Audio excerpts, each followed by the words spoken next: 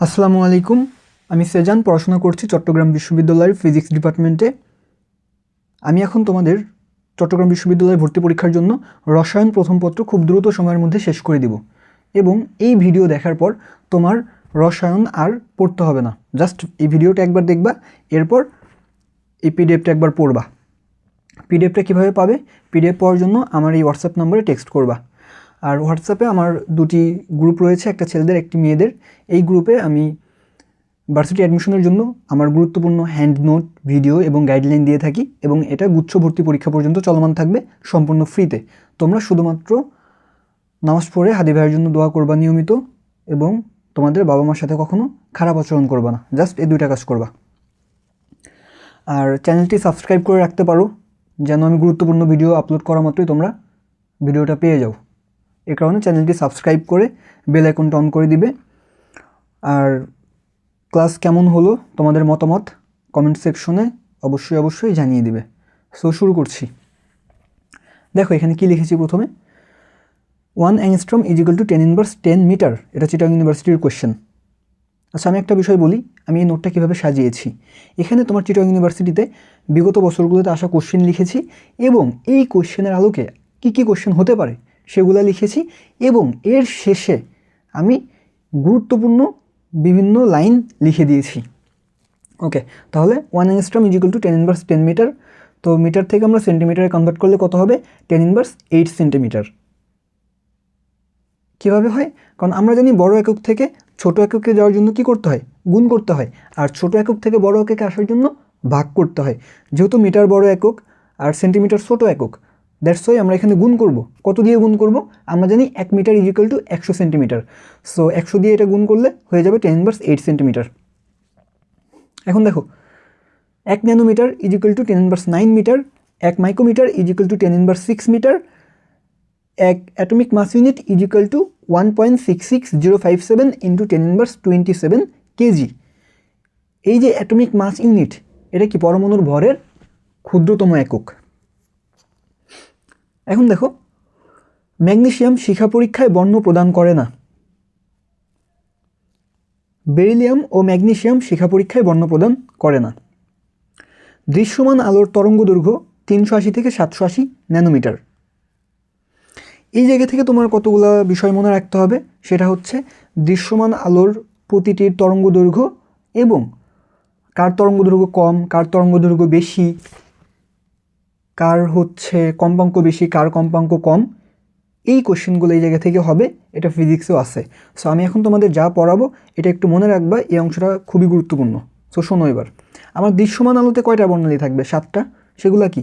বে, নি, আ, স, হ, ক, লা। আর ইংলিশে এটাকে বলা হয় ভিবজিওর, VIBGYOR। এভাবেই মনে রাখবা। এই দৃশ্যমান আলোর বাম থেকে ডানে গেলে তরঙ্গ দৈর্ঘ্য বাড়ে, অর্থাৎ এই বেগুনি থেকে লাল পর্যায়ক্রমে যখন যাবে তখন কি তরঙ্গ দৈর্ঘ্য বাড়তে থাকবে। এই দৃশ্যমান আলোর কম বাম থেকে ডানে গেলে তরঙ্গ দৈর্ঘ্য বাড়ে, বাকি সব কমে। বাকি সব বলতে কি কি? শক্তি, কম্পাঙ্ক, তরঙ্গ সংখ্যা। ঠিক আছে। এখন দেখো আমার বেগুনি 380 থেকে 424 ন্যানোমিটার, নীল 424 থেকে 450 ন্যানোমিটার, 450 থেকে 500, 500 থেকে 575, 575 থেকে 590, 590 থেকে 647, 647 থেকে 780। সিরিয়ালটা ভেবে মনে রাখবা। আর এটা তোমার মনে আসেই বেনি, আসহ, কলা। আর এদিকে এই সিরিয়ালটা মনে রাখলে হয়ে যাবে। সাথে ইংলিশ টার্মও মনে রাখবা, কারণ কখনো কখনো তোমার ইংলিশ টার্মও লিখে দিতে পারে। V for violet, I for indigo, B for blue, G for green, Y for yellow, O for orange, R for red. So দৃশ্যমান আলোর মধ্যে বেগুনির তরঙ্গ দৈর্ঘ্য সর্বনিম্ন, অন্য সব কিছু বেশি, এবং লালের তরঙ্গ দৈর্ঘ্য বেশি, অন্য সব কিছু কম। ওকে, এখন দেখো মস্তিষ্কের টিউমার শনাক্তকরণে সর্বাধিক ব্যবহৃত হয় MRI। এই MRI যন্ত্রে রেডিও ওয়েভ ইউজ করা হয়। MRI এর ফুল মিনিং হচ্ছে ম্যাগনেটিক রেজোনেন্স ফর ইমেজিং, আর NMR হচ্ছে nuclear magnetic resonance laser light amplification by stimulated emission of radiation. রক্ত, টিউমার, লিগামেন্ট, এই কথাগুলো থাকলে অ্যান্সার হবে MRI। এমআরআই এনএমআর সক্রিয়। এখন এই এনএমআরে কি থাকবে? এনএমআরে বিজোড় সংখ্যক প্রোটন অথবা বিজোড় সংখ্যক নিউট্রন থাকবে। প্লাঙ্কের সমীকরণ E = h নিউ। এই নিউ মানে হচ্ছে c/λ, তাহলে E হয়ে যাবে hc/λ। এটা লিখে দিয়েছি দেখো, এখানে নিউ হচ্ছে কি কম্পাঙ্ক, সি আলোর বেগ, ল্যামডা তরঙ্গ দৈর্ঘ্য, সব এখানে লেখা আছে। এই প্লাঙ্কের ধ্রুবকের মান মুখস্থ রাখবা, 6.626 × 10⁻34 জুল সেকেন্ড। এটা বিভিন্ন ভার্সিটিতে আসে, চবিতেও সম্ভবত একবার আসছে। সি হচ্ছে আলোর বেগ, আলোর বেগের মান 3 × 10⁸ ms⁻1। আচ্ছা দেখো, আমি কিন্তু কিছু কোশ্চেন এভাবে আমি পাশে লিখে দিয়েছি চবির, আর অনেক কোশ্চেন লেখা হয় নাই। কেন লেখা হয় নাই? যেগুলো হচ্ছে ধরো আমি এভাবে ব্যাখ্যা করেছি, এই ব্যাখ্যাগুলোই দেখা গেছে অন্য বছরে চলে আসছে, সো সেগুলো আর এখানে নোট করি নাই। সো এখানে যা যা লেখা আছে সব কষ্ট করে মুখস্থ করে নিবা। তো আমরা এখন নেক্সট পেজে যাচ্ছি। দেখো, শিখা পরীক্ষায় প্লাটিনিয়াম তার ব্যবহৃত হয়। শিখা পরীক্ষায় প্লাটিনিয়াম বা নিকেল তার ইউজ করা হয়, গাঢ় হাইড্রোক্লোরিক অ্যাসিড ইউজ করা হয়। সো গাঢ় বলতে কি থাকে? এই গাঢ়র জন্য CONC লেখা থাকবে, আর যদি লঘু দ্রবণ হয় তার ক্ষেত্রে কি লেখা থাকে? DIL লেখা হয়, কারণ ডাইলুটেড হচ্ছে লঘু আর কনসেন্ট্রেশন মানে কি গাঢ়। এখন দেখো, কোন বর্ণের আলোক রশ্মির ফোটনের শক্তি সর্বাধিক? এগুলো নিয়ে কি আর এখন কথা বলতে হবে বলো? কি বলেছিলাম? শুরু থেকে শেষে যাবে, তরঙ্গ দৈর্ঘ্য বাড়বে, বাকি সব কমবে। তো এখন দেখো এখানে কি কি আছে? Violet, blue, yellow, red. তাহলে তোমার শক্তি বেশি হবে কার? যার তরঙ্গ দৈর্ঘ্য কম। তরঙ্গ দৈর্ঘ্য কার কম ছিল? ভায়োলেটের, অর্থাৎ বেগুনির, অর্থাৎ আমাদের এখানে ভায়োলেট অ্যান্সার। শিখা পরীক্ষায় হাইড্রোক্লোরিক অ্যাসিড ইউজ করা হয়। এই কোশ্চেনটা একটু খেয়াল করো। আচ্ছা, এগুলো চিটাগং ইউনিভার্সিটিতে আসা কোশ্চেন, এইটা, এরপর এইটা, এগুলো চিটাগং ইউনিভার্সিটির কোশ্চেন। দেখো, M3+ আয়নে 23টি ইলেকট্রন থাকলে এর পারমাণবিক সংখ্যা 26। দেখো এগুলা কিভাবে করবা? এই পারমাণবিক সংখ্যা নির্ণয়ের জন্য চার্জ পজিটিভ হলে ইলেকট্রন সংখ্যা যোগ করব, চার্জ নেগেটিভ হলে ইলেকট্রন সংখ্যা সাথে কি করব? বিয়োগ করব। দেখো এখানে কি আছে? চার্জ পজিটিভ, তাহলে কি এই ইলেকট্রন সংখ্যা থেকে এটা কি করব? আমরা যোগ করব। আর যদি এটা নেগেটিভ থাকতো তাহলে কি করতাম? এটা থেকে বিয়োগ করতাম। ঠিক আছে? একটি পরমাণুর নিউট্রন সংখ্যা 18 এবং M শেলে ইলেকট্রন সংখ্যা 7 হলে এর পারমাণবিক ভর কত? এটা তোমার চিটাগং ইউনিভার্সিটির কোশ্চেন। তাহলে এই জায়গায় কোশ্চেনটা কীভাবে সলভ করবো একটু খেয়াল করো। আমার ভর বের করতে বলছে, ভর কি হবে? প্রোটন সংখ্যা যোগ নিউট্রন সংখ্যা। আমার নিউট্রন সংখ্যা দেয়া আছে, বাট প্রোটন সংখ্যা দেয়া নাই, আমার প্রোটন সংখ্যা বের করতে হবে। সো এটার জন্য আমাকে একটু হিন্টস দিয়ে রাখছে। কি হিন্টস দিয়ে রাখছে? M শেলে ইলেকট্রন সংখ্যা 7। এখনও আমাদের কতগুলো শেল আছে, শেলগুলো একটু মনে রাখতে হবে। শেল হচ্ছে 4টা, K shell, L shell, M shell, N shell. এ হচ্ছে আমাদের 4টা শেল। K শেলের ইলেকট্রন 2টা, M শেলের ইলেকট্রন এরপর হচ্ছে L, KL, L এর ইলেকট্রন 8টা, M এর ইলেকট্রন 18টা, N এর ইলেকট্রন 32টা। তাহলে এখানে আমাদের কোন শেল আছে? M shell. এখন M এর আগে আমাদের কে থাকবে? K থাকবে, L থাকবে, এরপর হচ্ছে M। তাহলে আমার K শেলের ইলেকট্রন, L শেলের ইলেকট্রন এগুলোও কী হবে? এটার সাথে যোগ হবে। এই কাজটা দেখো করেছি। এখানে আমার নিউট্রন হচ্ছে 18টা, এই সেই 18, আর যোগ হচ্ছে প্রোটন সংখ্যা। প্রোটন সংখ্যা আমরা বের করেছি। কীভাবে বের করেছি? যে প্রথমে আমাদের L শেল, এই K শেলের 2টা, L শেলের 8টা, আর এরপরে কি বলা ছিল? M শেলের 7টা। এই যোগ করে আমরা কি পাবো? এই অংশ হবে কি আমার প্রোটন সংখ্যা, তাই না? এখন এই প্রোটন আর নিউট্রন যোগ করলে আমি অ্যান্সার পেয়ে যাব। ওকে, এখানে দেখো কি বলেছিল, MCQটিতে বলা রয়েছে M শেল ইলেকট্রন 7টি, M শেলের পূর্বে K শেল ও L শেল রয়েছে, তাহলে মোট ইলেকট্রন সংখ্যা সমান কী হবে? K শেলের ইলেকট্রন সংখ্যা, L শেলের ইলেকট্রন সংখ্যা এবং M শেলের ইলেকট্রন সংখ্যা। যদি ধরো বলতো এখানে M শেল না বলে বলতো N শেলে ইলেকট্রন আছে 7টি, সেক্ষেত্রে আমরা কি করতাম? এখানে K, L, M তার সাথে গিয়ে N এ যতগুলো ছিল ততগুলো যোগ করতাম। তারপর দেখো প্রোটন সংখ্যা ও ইলেকট্রন সংখ্যা সমান, তাই পরমাণুটির প্রোটন সংখ্যা কত হবে? 17 হবে, যেহেতু এখানে ইলেকট্রন আমরা 17 পেয়েছি, সো প্রোটনও 17। আর পারমাণবিক ভর সংখ্যা ইকুয়াল টু প্রোটন সংখ্যা যোগ নিউট্রন সংখ্যা, সো প্রোটন সংখ্যা নিউট্রন সংখ্যা বসিয়ে দিলাম, অ্যান্সার চলে আসলো, শেষ। এখন দেখো এটাও 24 কোশ্চেন। নাইট্রোজেন 715, অক্সিজেন 816 পরস্পর আইসোটোন। কেন আইসোটোন? কারণ এদের কি নিউট্রন সংখ্যা সমান। এটা একটু মনে রাখবা, ভর সংখ্যা সমান প্রোটন সংখ্যা যোগ নিউট্রন সংখ্যা। তাহলে নিউট্রন সংখ্যা সমান কী হবে? ভর সংখ্যা বিয়োগ প্রোটন সংখ্যা। সো এটা যদি দেখি আমরা, এই উপরে কী থাকে? উপরের অংশটা থাকে আমাদের ভর সংখ্যা, নিচে থাকে হচ্ছে প্রোটন সংখ্যা। তাহলে এই যে নাইট্রোজেনের ক্ষেত্রে নিউট্রন সংখ্যা কত হবে? ভর সংখ্যা বিয়োগ প্রোটন সংখ্যা। অক্সিজেনের ক্ষেত্রেও সেম। সো আমরা পেলাম দুটারই সমান সমান মান, আর এগুলো কি? নিউট্রন সংখ্যা। আর নিউট্রন সংখ্যা সমান হলে আইসোটোন। আরও তিনটা মনে রাখবা, সেটা হচ্ছে প্রোটন সংখ্যা সমান হলে আইসোটোপ, ভর সংখ্যা সমান হলে আইসোবার, ইলেকট্রন সংখ্যা সমান হলে আইসো ইলেকট্রনিক। এরপর সমশক্তি সম্পন্ন অরবিটালে ইলেকট্রন বিন্যস্ত হয় হুন্ডের নীতিতে, বাট অরবিটালে ইলেকট্রন বিন্যস্ত হয় মূলত আউফবাউ নীতিতে। দেখো শুধু অরবিটাল বললে অ্যান্সার হবে আউফবাউ, বাট যখন সমশক্তি সম্পন্ন অরবিটাল বলবে তখন অ্যান্সার হবে হুন্ড। ওকে,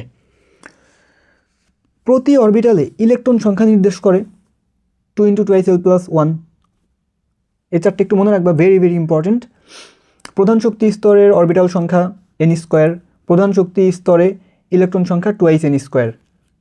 উপশক্তি স্তরের অরবিটাল সংখ্যা 2s+1, উপশক্তি স্তরে ইলেকট্রন সংখ্যা 2 × 2s+1। এই যে 2n², এটাকে প্রধান শক্তি স্তরের সর্বোচ্চ ইলেকট্রন ধারণ ক্ষমতা বলা হয়, আর এটিকে কি বলা হয়? উপশক্তি স্তরের সর্বোচ্চ ইলেকট্রন ধারণ ক্ষমতা।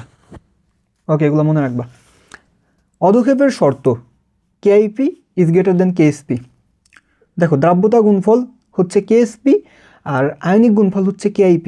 যখন দ্রাব্যতা গুণফল এবং আয়নিক গুণফল পরস্পর সমান হবে তখন সেটা কী হবে? সম্পৃক্ত দ্রবণ। যখন দ্রাব্যতা গুণফল ইজ গ্রেটার দেন আয়নিক গুণফল তখন অসম্পৃক্ত দ্রবণ, আর যখন দ্রাব্যতা গুণফল লেস দেন আয়নিক গুণফল তখন সেটি কী হবে? অতিরিক্ত দ্রবণ। এই ক্ষেত্রে অধক্ষেপ পড়বে। সো মনে রাখবা, যখন আয়নিক গুণফল ও দ্রাব্যতা গুণফল সমান তখন সম্পৃক্ত দ্রবণ অর্থাৎ স্যাচুরেটেড হবে, আর যখন দ্রাব্যতা গুণফল আয়নিক গুণফলের চেয়ে বড় তখন হবে অসম্পৃক্ত দ্রবণ। যখন আয়নিক গুণফল দ্রাব্যতা গুণফলের চেয়ে বড় হয়ে যাবে তখন হবে অতিরিক্ত দ্রবণ, এবং এক্ষেত্রে অধক্ষেপ পড়বে। এরপর কর্টজ একটি কোভ্যালেন্ট ক্রিস্টাল। কোভ্যালেন্ট ক্রিস্টালের আরও কিছু এক্সাম্পল হচ্ছে হিরোক, গ্রাফাইট, বোরন, নাইট্রাইড। কোন মৌলের আইসোটোপ প্রকৃতিতে নেই? অ্যান্সার দেওয়া হয়েছে সোডিয়াম, বাট কোশ্চেনটা আমার কাছে একটু ত্রুটিপূর্ণ মনে হয়েছে। এর কারণ হচ্ছে আমাদের সোডিয়াম ও সোনা, অর্থাৎ সোডিয়াম ও সোনার প্রকৃতিতে মাত্র একটি করে আইসোটোপ রয়েছে, অন্য সকল মৌলের একাধিক আইসোটোপ রয়েছে। সো কোশ্চেনটা সম্ভবত এমন হওয়ার কথা ছিল যে নিচের কোনটির শুধুমাত্র একটি আইসোটোপ রয়েছে, বাট আরও যে অপশনগুলো ছিল ওইগুলো দেখে আর কি এটা আন্দাজ করে অ্যান্সার করা হয়েছে। সো কিছু কিছু কোশ্চেন এমন হবে যে ডিরেক্ট কোশ্চেন করা হয়নি, বাট ওই টাইপের কোশ্চেন, তখন তুমি এইভাবে অ্যান্সার করবা। এখন দেখো n = 4 ও l = 3 হলে কক্ষপথের অরবিটাল 7টি। অরবিটাল সংখ্যা কি? 2s+1। এই যেখানে ছিল অরবিটাল সংখ্যা 2s+1, সেম কাজটা এখানে করেছি। সো এখানে l এর ভ্যালু 3, তাহলে এখানে জাস্ট এই ফর্মুলায় মানগুলো বসিয়ে দেবে, অ্যান্সার চলে আসবে। একটি পরমাণুর তৃতীয় অরবিটে ইলেকট্রন থাকতে পারে 18টি।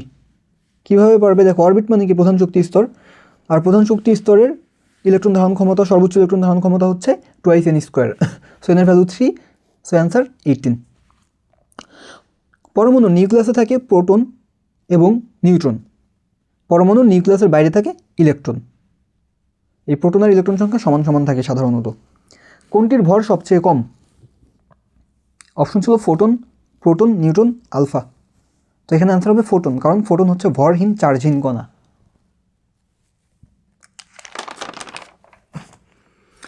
সো আমি এগুলো একটু লিখে দিয়েছি। দেখো ইলেকট্রনের প্রকৃত ভর প্রকৃত চার্জ বা অ্যাবসোলিউট চার্জ হচ্ছে -1.6 × 10⁻19 কুলম্ব। এটা হচ্ছে ইলেকট্রনের, আর প্রোটন হচ্ছে +1.6 × 10⁻19 coulomb. Value same, just electron হচ্ছে নেগেটিভ আর প্রোটন হচ্ছে পজিটিভ। এখন এই যে আপেক্ষিক চার্জ বা রিলেটিভ চার্জ, ইলেকট্রনের -1 আর প্রোটনের হচ্ছে +1। আর ভর, ইলেকট্রনের ভর হচ্ছে 9.11 × 10⁻31 কেজি। আর গ্রামে থাকলে কী হবে, 1000 গুণ করবো তাহলে হয়ে যাবে হচ্ছে 9.11 × 10⁻28 গ্রাম। প্রোটনের ভর হচ্ছে তোমার 1.67 × 10⁻27 কেজি। এখন অবশ্যই নিউট্রনের চার্জ 0, আপেক্ষিক চার্জ 0, আর নিউটনের ভর হচ্ছে 1.675 × 10⁻27 কেজি।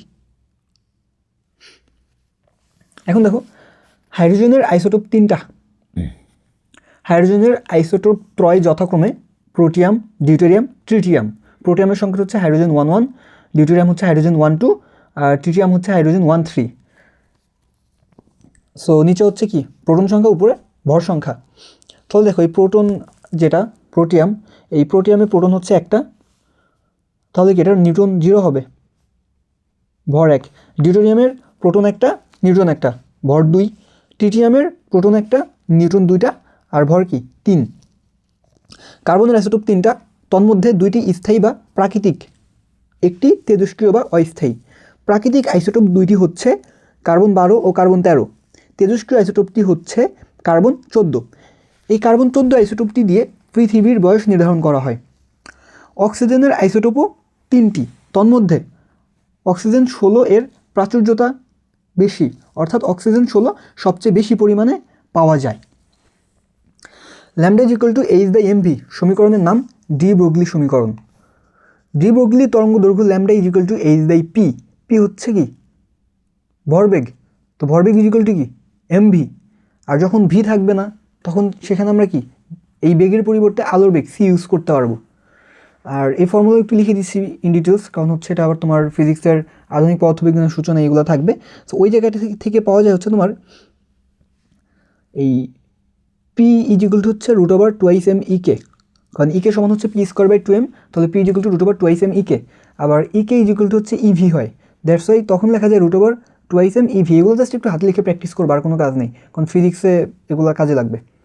দ্রবণে কপার আয়ন পরীক্ষার জন্য প্রয়োজন অ্যামোনিয়াম হাইড্রোক্সাইড দ্রবণ। সো এই আয়ন শনাক্তকরণের এই 4টা মনে রাখবা, খুবই গুরুত্বপূর্ণ প্রত্যেকটা ইউনিভার্সিটির জন্য। দেখো সোডিয়াম শনাক্তকরণ পটাশিয়াম পাইরোঅ্যান্টিমোনেট, যার সংকেত K2H2SB2O7। অ্যামোনিয়াম আয়ন শনাক্তকরণের জন্য লাগবে নেসলার বিকারক। এটা যেটা ইউনিভার্সিটিতে আসছিল যে নেসলার বিকারকের সংকেত হচ্ছে কি K2HgI4 প্লাস পটাশিয়াম হাইড্রোক্সাইড। আর পটাশিয়াম হাইড্রোক্সাইড না থাকলে এই জায়গাটাতে হবে সোডিয়াম হাইড্রোক্সাইড। ক্যালসিয়াম আয়ন শনাক্তকরণ অ্যামোনিয়াম অক্সালেট। অ্যামোনিয়াম অক্সালেটের সংকেত হচ্ছে NH4C2O4 2। কপার আয়ন শনাক্তকরণ ক্ষারীয় অ্যামোনিয়াম হাইড্রোক্সাইড। জিঙ্ক আয়ন শনাক্তকরণ পটাশিয়াম ফেরোসায়ানাইড K4FeCN6। আর ফেরাস আয়ন শনাক্তকরণ পটাশিয়াম ফেরোসায়ানাইড। আর ফেরিক আয়ন শনাক্তকরণ পটাশিয়াম ফেরিসায়ানাইড। ওকে, ফেরি। সো ফেরিসায়ানাইডের সংকেত হচ্ছে K3FeCN6। বেরিয়াম সালফেটের বর্ণ হোয়াইট। দেখো copper ion, ferrous ion, ferric ion, ammonium ion, এই 4টি আয়ন ব্যতীত অন্য সকল আয়নযুক্ত যৌগের অধক্ষেপ কী হবে, সাদা হবে। তাহলে দেখো এটাতে কপার, ফেরাস, ফেরিক, অ্যামোনিয়াম নাই, এখানে কি আছে, সালফেট আছে, দ্যাটস ওয়াই এটা সাদা।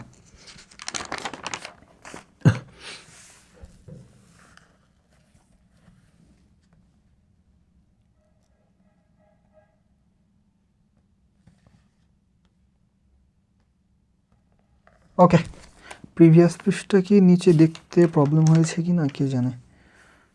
আচ্ছা সমস্যা নেই, এটা তো পিডিএফ আমি দিয়েই দিব, কিছু বাদ গেলে পিডিএফ থেকে দেখে নেবে কাইন্ডলি। এখন দেখো অম্লীয় মাধ্যমে হাইড্রোজেন সালফাইড চালনা করলে অধুক্ষিপ্ত হবে না। যে অম্লীয় মাধ্যমে হাইড্রোজেন সালফাইড গ্যাস চালনা করলে কোনটি অধুক্ষিপ্ত হবে না, সো এটার জন্য তোমাকে কি মনে রাখতে হবে, অম্লীয় মাধ্যমে হাইড্রোজেন সালফাইড চালনা করলে অধুক্ষিপ্ত হয় lead, copper, cadmium, mercury, arsenic, antimony, tin, bismuth. আমার সাথে বড় মুখস্থ হয়ে যাবে, lead, copper, cadmium, mercury, arsenic, antimony, tin, bismuth. Lead, copper, cadmium, mercury, lead, copper, cadmium, mercury, arsenic, antimony, tin, bismuth, arsenic, antimony, tin, bismuth. এটা কয়েকবার আসছে, that's why আমি এটা এভাবে লিখে দিয়েছি, এটা মুখস্থ রাখবা। পরমাণুর দ্বিতীয় কক্ষপথের একটি ইলেকট্রনের জন্য কৌণিক ভরবেগের সমীকরণ mvr = h/π, কারণ কৌণিক ভরবেগ mvr = nh/2π। এখানে যততম কক্ষপথ n এর মান তত, যেহেতু এটা দ্বিতীয় কক্ষপথ তাহলে n এর মান কি এখানে 2, তাহলে 2 2 ভ্যানিশ, থাকবে h/π, সেটি এখানে অ্যান্সার। সো কোশ্চেন প্রিভিয়াস ইয়ারগুলোতে ধরো যা যা আসছিল তার অধিকাংশ এখানে বলা শেষ। এখন শুধু কিছু ইম্পর্টেন্ট লাইন আমি আমার মতো করে দিয়েছি, এগুলো মনে রাখবা। এগুলো শুধু চিটাং না, এগুলো সব কিছুর জন্য খুব ইম্পর্টেন্ট। দেখো, রাদারফোর্ড আলফা কণা বিচ্ছুরণ পরীক্ষায় জিঙ্ক সালফাইড আবরণযুক্ত পর্দা ইউজ করেন। আলফা কণা দ্বিধনাত্মক হিলিয়াম নিউক্লিয়াস He242+। তাহলে এই আলফা কণার ভর কত? 4। ওকে, এখন দেখো তোমার তরঙ্গ সংখ্যা, এই যে নিউ বার = 1/λ = RH × 1/nl² - 1/nh²। এইচ হচ্ছে রিডবার্গ ধ্রুবক, যার ভ্যালু হচ্ছে 109678/সেন্টিমিটার। এটা বিভিন্ন এককে আসতে পারে। আর nl হচ্ছে তোমার নিম্ন শক্তি স্তর, nh হচ্ছে উচ্চ শক্তি স্তর। অর্থাৎ nl এর ভ্যালু কম হবে, nh এর ভ্যালুটা বেশি হবে।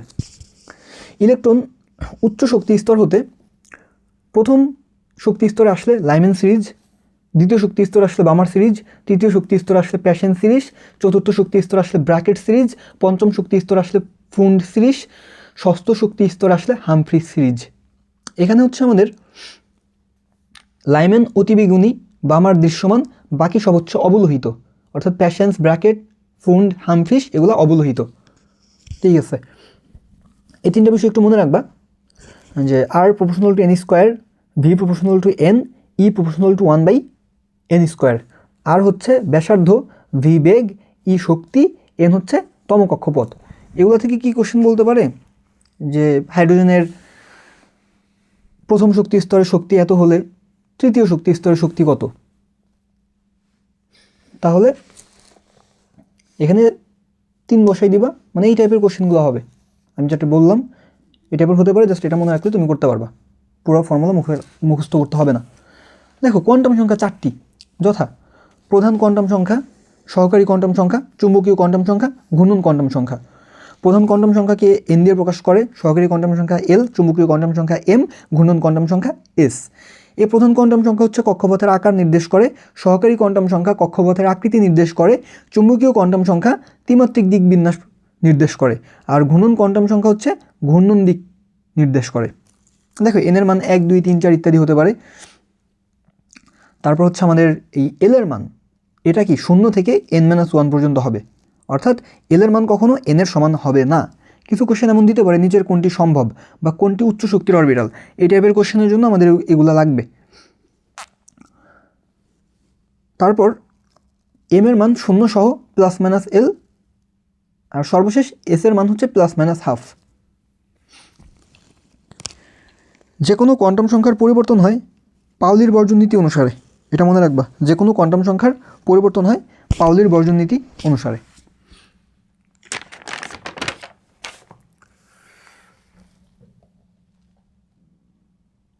এরপর দেখো, মূলকণিকা 200টা। মূলকণিকা 2 প্রকার, স্থায়ী মূলকণিকা, অস্থায়ী মূলকণিকা। স্থায়ী মূলকণিকা 3টা, ইলেকট্রন, প্রোটন, নিউট্রন। কম্পোজিট বা যৌগিক কণিকা 2টা, আলফা কণা, ডিউটেরিয়াম কণা।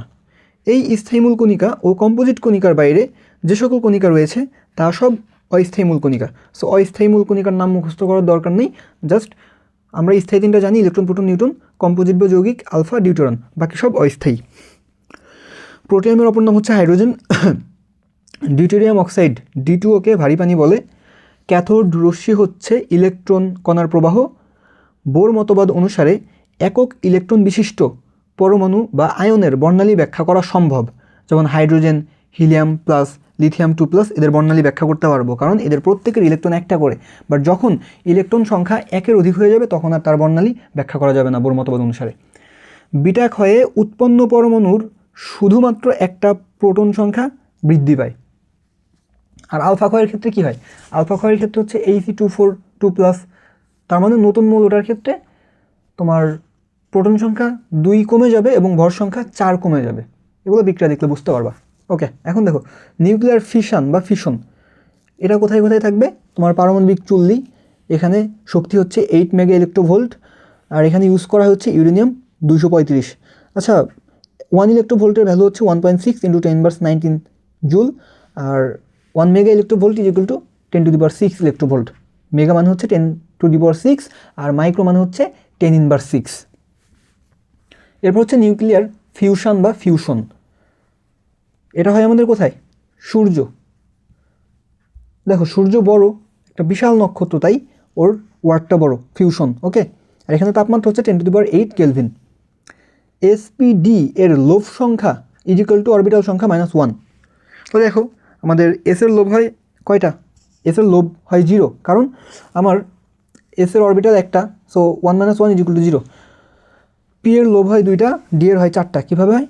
পি এর অরবিটাল 3টা, তো 3 থেকে 1 গেলে 2, আর ডি এর অরবিটাল তো 5টা, সো 5 থেকে 1 গেলে 4। কিন্তু আমাদের এফ এর লোভ হচ্ছে 8টা। ওকে, সো সব লেখা আছে, একটু দেখে রাখবা। এস অরবিটালের ইলেকট্রন সংখ্যা 2টা, পি অরবিটালের ইলেকট্রন সংখ্যা 6টা, ডি অরবিটালের ইলেকট্রন সংখ্যা 10টা, এফ অরবিটালের ইলেকট্রন সংখ্যা 14টা। দেখো আমাদের এই অরবিটাল সংখ্যার দ্বিগুণ হচ্ছে ইলেকট্রন সংখ্যা, কারণ একটা অরবিটালে ইলেকট্রন থাকে 2টি করে, এই কারণে।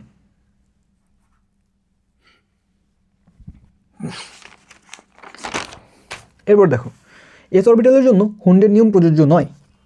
ক্রোমিয়ামের অযুগ্ম বা বিজোড় ইলেকট্রন 6টা। জাল টাকা, জাল পাসপোর্ট শনাক্তকরণে ইউভি রশ্মি ইউজ করা হয়। ক্যান্সার চিকিৎসায় গামা রশ্মি ইউজ করা হয়। আয়ার রশ্মি 3 অংশে বিভক্ত: নিয়ার আয়ার, মিডিল আয়ার, ফার আয়ার। নিয়ার আয়ার ও ফার আয়ার চিকিৎসা ক্ষেত্রে ইউজ করা হয়। মিডিল আয়ার জৈব যৌগের কার্যকরীমূলক শনাক্তকরণে ইউজ করা হয়। মানব দেহ হতে তাপ এই মিডিল আয়ার হিসেবে বেরিয়ে যায় বা নির্গত হয়। আচ্ছা 134 পেজ থেকে আমার তালিকাটা পড়াবো। ওকে, আমি একটু বইটা বের করি, 1 মিনিট। এই বই নেওয়ার জন্য ভিডিও পজ করতে গিয়ে কেটে ফেলছি। এখন তো এটা অ্যাড করে দিতে চাইলে সেই ক্যাপচারে গিয়ে অ্যাড করতে হবে। আচ্ছা যাই হোক, দরকার এটা অ্যাড ছাড়াই আলাদা করে আপলোড দেবো, সমস্যা নেই। সো 134 পৃষ্ঠা থেকে যেটা পড়তে চেয়েছিলাম সেটা একটু কাইন্ডলি দেখো। ওকে, দেখো এখান থেকে পড়া হচ্ছে এটা যে আমাদের ইউভি রশ্মির যে ব্যবহার, সেটা থেকে এই ভ্যালুগুলো কীভাবে মনে রাখবা? এগুলো কি মনে রাখবা? না, এগুলো মনে রাখার দরকার নেই। এই জায়গা থেকে জাস্ট মনে রাখবা যে আমাদের অপটিক্যাল সেন্সর। আচ্ছা তোমরা যারা চশমা পড়ো, আমি নিজেও চশমা পড়ি, আমরা যে চশমাগুলো কিনি এগুলো কী লেখা থাকে দোকানে? অপটিক লেখা থাকে না? সো অপটিক হচ্ছে চশমা। সো মনে রাখবা অপটিক 150 টাকা, যে অপটিক চশমা 150 টাকা। এগুলো কেন বলতেছি একটু শোনো, এরপরে বুঝতে পারবা। এরপর দেখো জীবাণুনাশক কে? ডেটল। আমরা ডেটল ইউজ করি জীবাণুনাশক হিসেবে। সো ডেটল কত টাকা? 40 টাকা। যদি এখন দাম বেড়ে গেছে, তবে একসময় ছিল এগুলো 40 টাকা ছিল। এবার দেখো ড্রাগ 200 টাকা মনে রাখবা। দতে ড্রাগ, দতে 200, সো ড্রাগ 200 টাকা। এরপর হচ্ছে প্রোটিন অ্যানালাইসিস। এটা মনে রাখবা যে প্রোটিন একটা ন আছে, দেখো protein 90 protein 90 that's why protein analysis 90 টাকা। এরপর মনে রাখবো হচ্ছে এই কোষ বা সেল ইমেজিং 120 টাকা, যে সেল ইমেজিং 120 টাকা। আর লাইট মনে রাখবা 20 টাকা। দেখো সেল ইমেজিং হচ্ছে 120 আর লাইট হচ্ছে 20 টাকা। তোমাদের যাদের বাসা হচ্ছে গ্রামে, তারা জানবা যে গ্রামে যখন হচ্ছে এই যে এখন শীতের দিন চলতেছে, এখন হচ্ছে কি ব্যাডমিন্টন খেলা হয়। সো এই বাজার থেকে কি করা হয়, লাল লাইটগুলো নিয়ে আসা হয়, লাল আলোর, যার দাম কত? আগে অনেক কম ছিল, 20 টাকা, দ্যাটস 20 টাকা লিখেছি। ওকে, সো অপটিক চশমা 150 টাকা, ডেটল জীবাণুনাশক 40 টাকা, জীবাণুনাশক ডেটল 40 টাকা, ড্রাগ 200 টাকা, প্রোটিন 90, সো প্রোটিন অ্যানালাইসিস 90 টাকা, সেল ইমেজিং 120 টাকা, লাইট 20 টাকা। ওকে, সো এটা কেন বললাম? কারণ এই যে মানগুলা বললাম টাকা, এগুলো হচ্ছে পার্থক্য। খেয়াল করো, 230 380 ডিফারেন্স কত? 150, 240 280 ডিফারেন্স 40, 200 400 ডিফারেন্স 200, 270 360 ডিফারেন্স 90, 280 400 ডিফারেন্স হচ্ছে 120, 300 320 ডিফারেন্স 20। সো এই রেঞ্জ মনে রাখার চেয়ে জাস্ট এই ভ্যালুটা মনে রাখা খুব ইজি। সো তোমরা এটা মনে রাখবা। ওকে,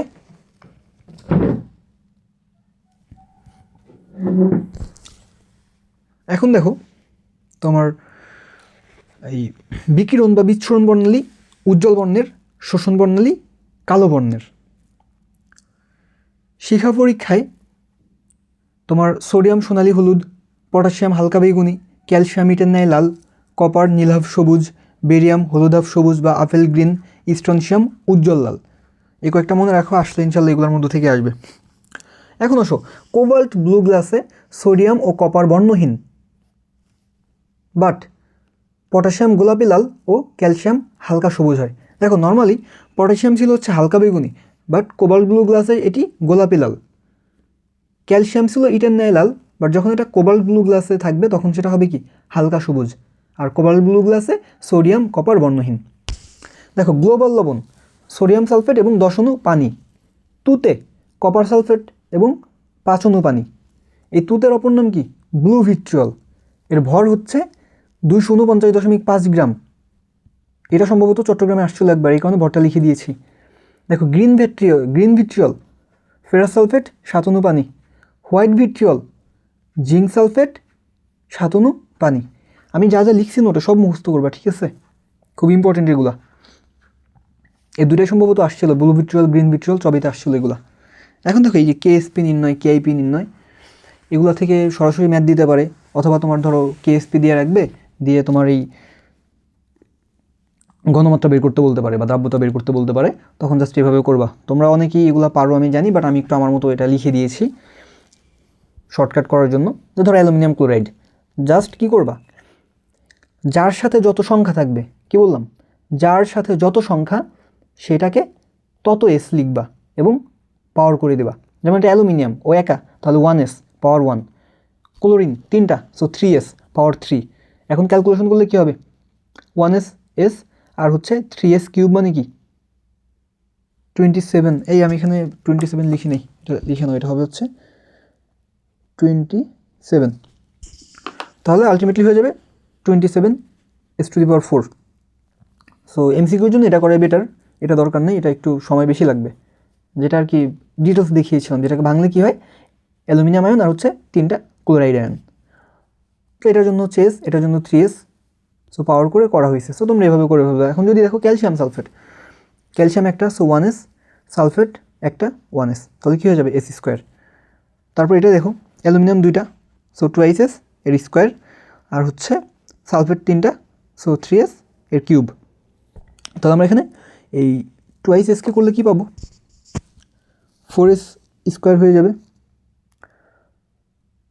আর হচ্ছে আমরা যখন 3s কিউব করবো তখন কি হবে 27s³ হয়ে যাবে। তো দুটাকে গুণ করলে হয়ে যাবে 108s⁵। সো আশা করি এগুলো পারবা। আমরা নেক্সট পেজে যাচ্ছি। দেখো সময়ায়ন প্রভাব, হাইড্রোজেন সালফাইড, হাইড্রোক্লোরিক অ্যাসিড, তারপর হচ্ছে ammonium chloride, ammonium hydroxide, silver chloride, sodium chloride, sodium chloride, hydrochloric acid. So এই তো সময়ায়ন প্রভাবের ক্ষেত্রে আমার যেটা থাকবে একটা আয়ন কি সেম হবে, ঠিক আছে? সময়ায়ন প্রভাব প্রদর্শনের জন্য যৌগদ্বয়ের একটি সেম চার্জ থাকতে হবে, বা অর্থাৎ কি একটি ওই আয়ন সেম আর কি, ক্যাটায়ন আয়ন একটা সেম হতে হবে, আর তড়িৎ বিশ্লেষ্য হতে হবে। ওকে, এরপর দেখো অদ্রবণীয় লবণসমূহের তালিকা আছে, এটা খাতা থেকে পড়াবো। দেখো এটা হচ্ছে খাতা থেকে পড়াতে চেয়েছি, এটাকে দেখি একটু বড় করে দেখা যায় কিনা, খেয়াল করো। অদ্রবণীয় লবণ কীভাবে মনে রাখবা, আমার সালফেটের অদ্রবণীয় লবণগুলো হচ্ছে silver sulphate, calcium sulphate, lead sulphate, barium sulphate. এটা মনে রাখবো হচ্ছে সালফেট আজ কাবাব নিয়ে লেটে বাড়ি আইসে। এটা আমার নিজের করা না, এটা মেবি আমি কারো ভিডিও দেখেছিলাম আমার ইয়ার সময়। তো পরবর্তীতে আমি জাস্ট এটাকে একটু মডিফাই করেছি, কিছুটা মডিফাই করা, বাট এটা আমার নিজের করা না। সো এই সালফেট হচ্ছে সালফেট, আজ হচ্ছে সিলভার, কাবাব হচ্ছে ক্যালসিয়াম, লেড হচ্ছে লেড, বাড়ি হচ্ছে বেরিয়াম। কার্বনেটের অদ্রবণীয় লবণ এগুলো হচ্ছে তোমার copper carbonate, zinc carbonate, calcium carbonate, ferrous carbonate, aluminium carbonate. So এটা কীভাবে মনে রাখবা, কাকু জয়নাল কাবাব নিয়ে ফিরে এলো। কাতে কার্বনেট, কুতে কপার, জয়নাল হচ্ছে জিঙ্ক, কাবাব ক্যালসিয়াম, ফিরে হচ্ছে কি আয়রন, এলো হচ্ছে অ্যালুমিনিয়াম। এবার দেখো তোমার বাইকার্বনেটের অদ্রবণীয় লবণ কী কী আছে, সেটা মনে রাখবো হচ্ছে ভাই প্রতিদিন মোগলাই কাবাব নিয়ে বাড়ি ফিরে। ভাই হচ্ছে বাইকার্বনেট, মোগলাই কি ম্যাগনেসিয়াম, কাবাব ক্যালসিয়াম, বাড়ি বেরিয়াম, ফিরে ফেরাম অর্থাৎ আয়রন। এর বাইরে কয়েকটা মনে রাখবা, সেটা হচ্ছে তোমার এই CuBr অদ্রবণীয়, BeOH2 অদ্রবণীয়, CuCl2 বা AgCl2 অদ্রবণীয়। অর্থাৎ তোমার কপার ব্রোমাইড অদ্রবণীয়, বেরিয়াম হাইড্রোক্সাইড অদ্রবণীয়, বেরিলিয়াম হাইড্রোক্সাইড। এরপর হচ্ছে তোমার কপার ক্লোরাইড আর মার্কিউরি ক্লোরাইড, এগুলোও অদ্রবণীয়। যে Cu plus chloride, mercury chloride, এগুলো সব অদ্রবণীয়। তারপর দেখো সিলভার ফ্লোরাইড দ্রবণীয়, পানিতে দ্রবণীয়, বাট সিলভার ক্লোরাইড পানিতে অদ্রবণীয়। এরপর তোমার লেড ক্লোরাইড গরম পানিতে দ্রবণীয়, বাট ঠান্ডা পানিতে অদ্রবণীয়। দেখো এটাও কিন্তু চিটাগাং ইউনিভার্সিটিতে আসছিল, আর এগুলো থেকে তো কোশ্চেন হয় বিভিন্ন ইউনিভার্সিটিতে, সেটা মনে রাখবা।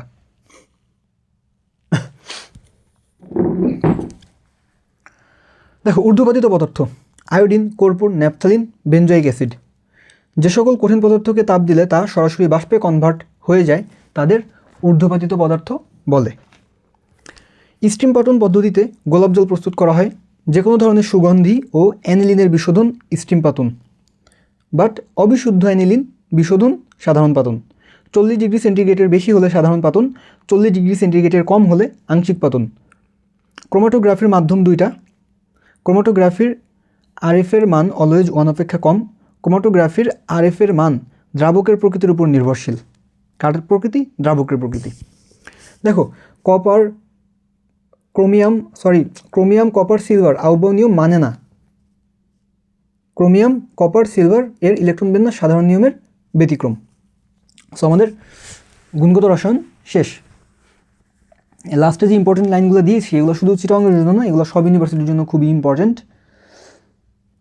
সো এখন আমরা শুরু করবো হচ্ছে মৌলের পর্যায়বৃত্ত ধর্ম ও রাসায়নিক বন্ধন। দেখো অ্যালুমিনা উভধর্মী অক্সাইড Al2O3। এই যে কোনটা কোন ধরনের অক্সাইড, এগুলো খুবই ইম্পর্টেন্ট। তো এখন একটু জাস্ট মনোযোগ দিয়ে দেখো, আশা করি ইনশাআল্লাহ এগুলো নিয়ে আর কখনো তোমাদের সমস্যা হবে না। তো এই সবগুলো হচ্ছে আমাদের উভধর্মী অক্সাইড। এই উভধর্মী অক্সাইড কীভাবে মনে রাখবা, যে জেনি ও সানি বিরিয়ানি পাবে জয়নাল এলে, এদের অক্সাইড উভধর্মী। ওকে, তো জেনি ডি হচ্ছে কি গ্যালিয়াম, সানি হচ্ছে কি SN, বিরিয়ানি বেরিলিয়াম, পাবে হচ্ছে কি প্লাম্বাম অর্থাৎ লেড, জয়নাল জিঙ্ক, এলো অ্যালুমিনিয়াম। নিরপেক্ষ অক্সাইড এই কয়েকটা, সেটা কীভাবে মনে রাখবা, কোনো পানি নাই, CO NO নো, পানি হচ্ছে H2O পানি, নাই হচ্ছে N2O নাই। তাহলে কার্বন মনোক্সাইড, নাইট্রিক অক্সাইড, পানি আর নাইট্রাস অক্সাইড, এগুলো কি আমাদের নিরপেক্ষ অক্সাইড। এই নাইট্রাস অক্সাইডের আরেকটা নাম কি লাফিং গ্যাস, তাই না? এখন দেখো পার অক্সাইড এই তিনটা, হাইড্রোজেন পার অক্সাইড, সোডিয়াম পার অক্সাইড আর কি বেরিয়াম পার অক্সাইড। সুপার অক্সাইডে একটা Ku2, সাব অক্সাইড একটা PbO, লেড সাব অক্সাইড, আর এখানে পটাশিয়াম সুপার অক্সাইড।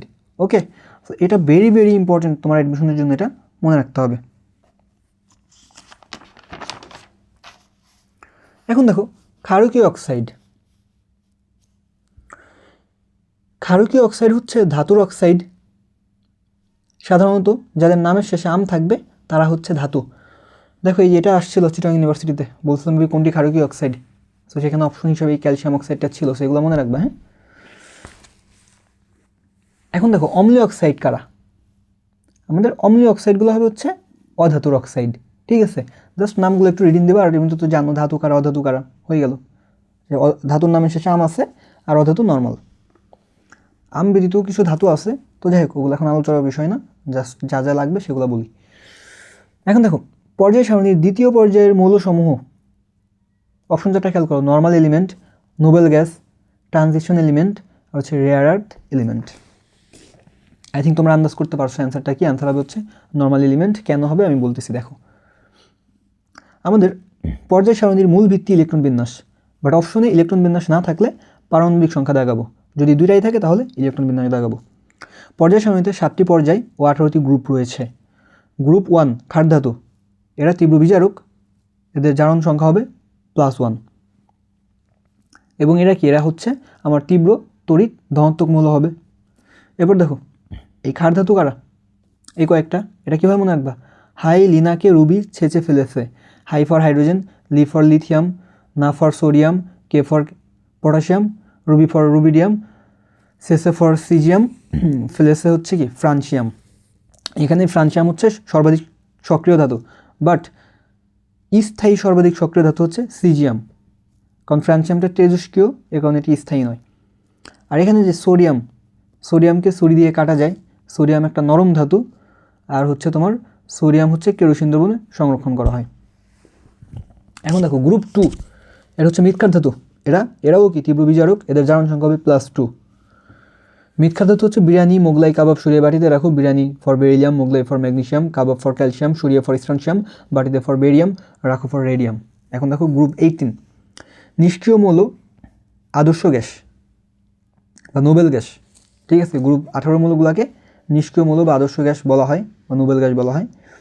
তো এরা কারা? এরা হচ্ছে তোমার হিলিয়াম, নিয়ন, আর্গন, ক্রিপ্টন, জেনন, রেডন। এর যে প্রথম দুইটা হিলিয়াম, নিয়ন, এরা হচ্ছে কি তোমার ক্ল্যাথোডের যৌগ গঠন করে না। আর লাস্টের এই তিনটা আর্গন, ক্রিপ্টন, জেনন, এই তিনটা, ঠিক আছে, আর্গন, ক্রিপ্টন, জেনন, এরা ক্ল্যাথোডের যৌগ গঠন করে। গ্রুপ 17, এদের হ্যালোজেন বলা হয়। হ্যালোজেন অর্থ সামুদ্রিক লবণ উৎপাদনকারী। তো গ্রুপ 17 কি তীব্র জারক, এদের জারণ হবে -1। তারপর হচ্ছে এরা কারা? এরা হচ্ছে তোমার fluorine, chlorine, bromine, iodine, astatine. এদের মধ্যে এই যে ব্রোমিন, এই ব্রোমিন হচ্ছে একমাত্র তরল ধাতু। এগুলো কিন্তু চিটাগাং ইউনিভার্সিটিতে আসা অবশ্যই, যদি চিটাগাং না বিভিন্ন অ্যাডমিশন এগুলো আসে, সো একটু কষ্ট করে মনে রাখবা।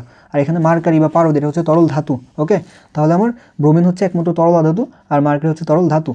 এই গ্রুপ 16, এদের চালকোজেন বলা হয়। চালকোজেন অর্থ আকরিক উৎপাদনকারী। এরা কি তীব্র জারক, এদের জারণ মান হচ্ছে -2। এখানে আছে হচ্ছে তোমার oxygen, sulphur, selenium, tellurium, polonium. Group 15, এদের বলা হয় নিক্টোজেন বা শ্বাসরোধকারী। কারণ কি?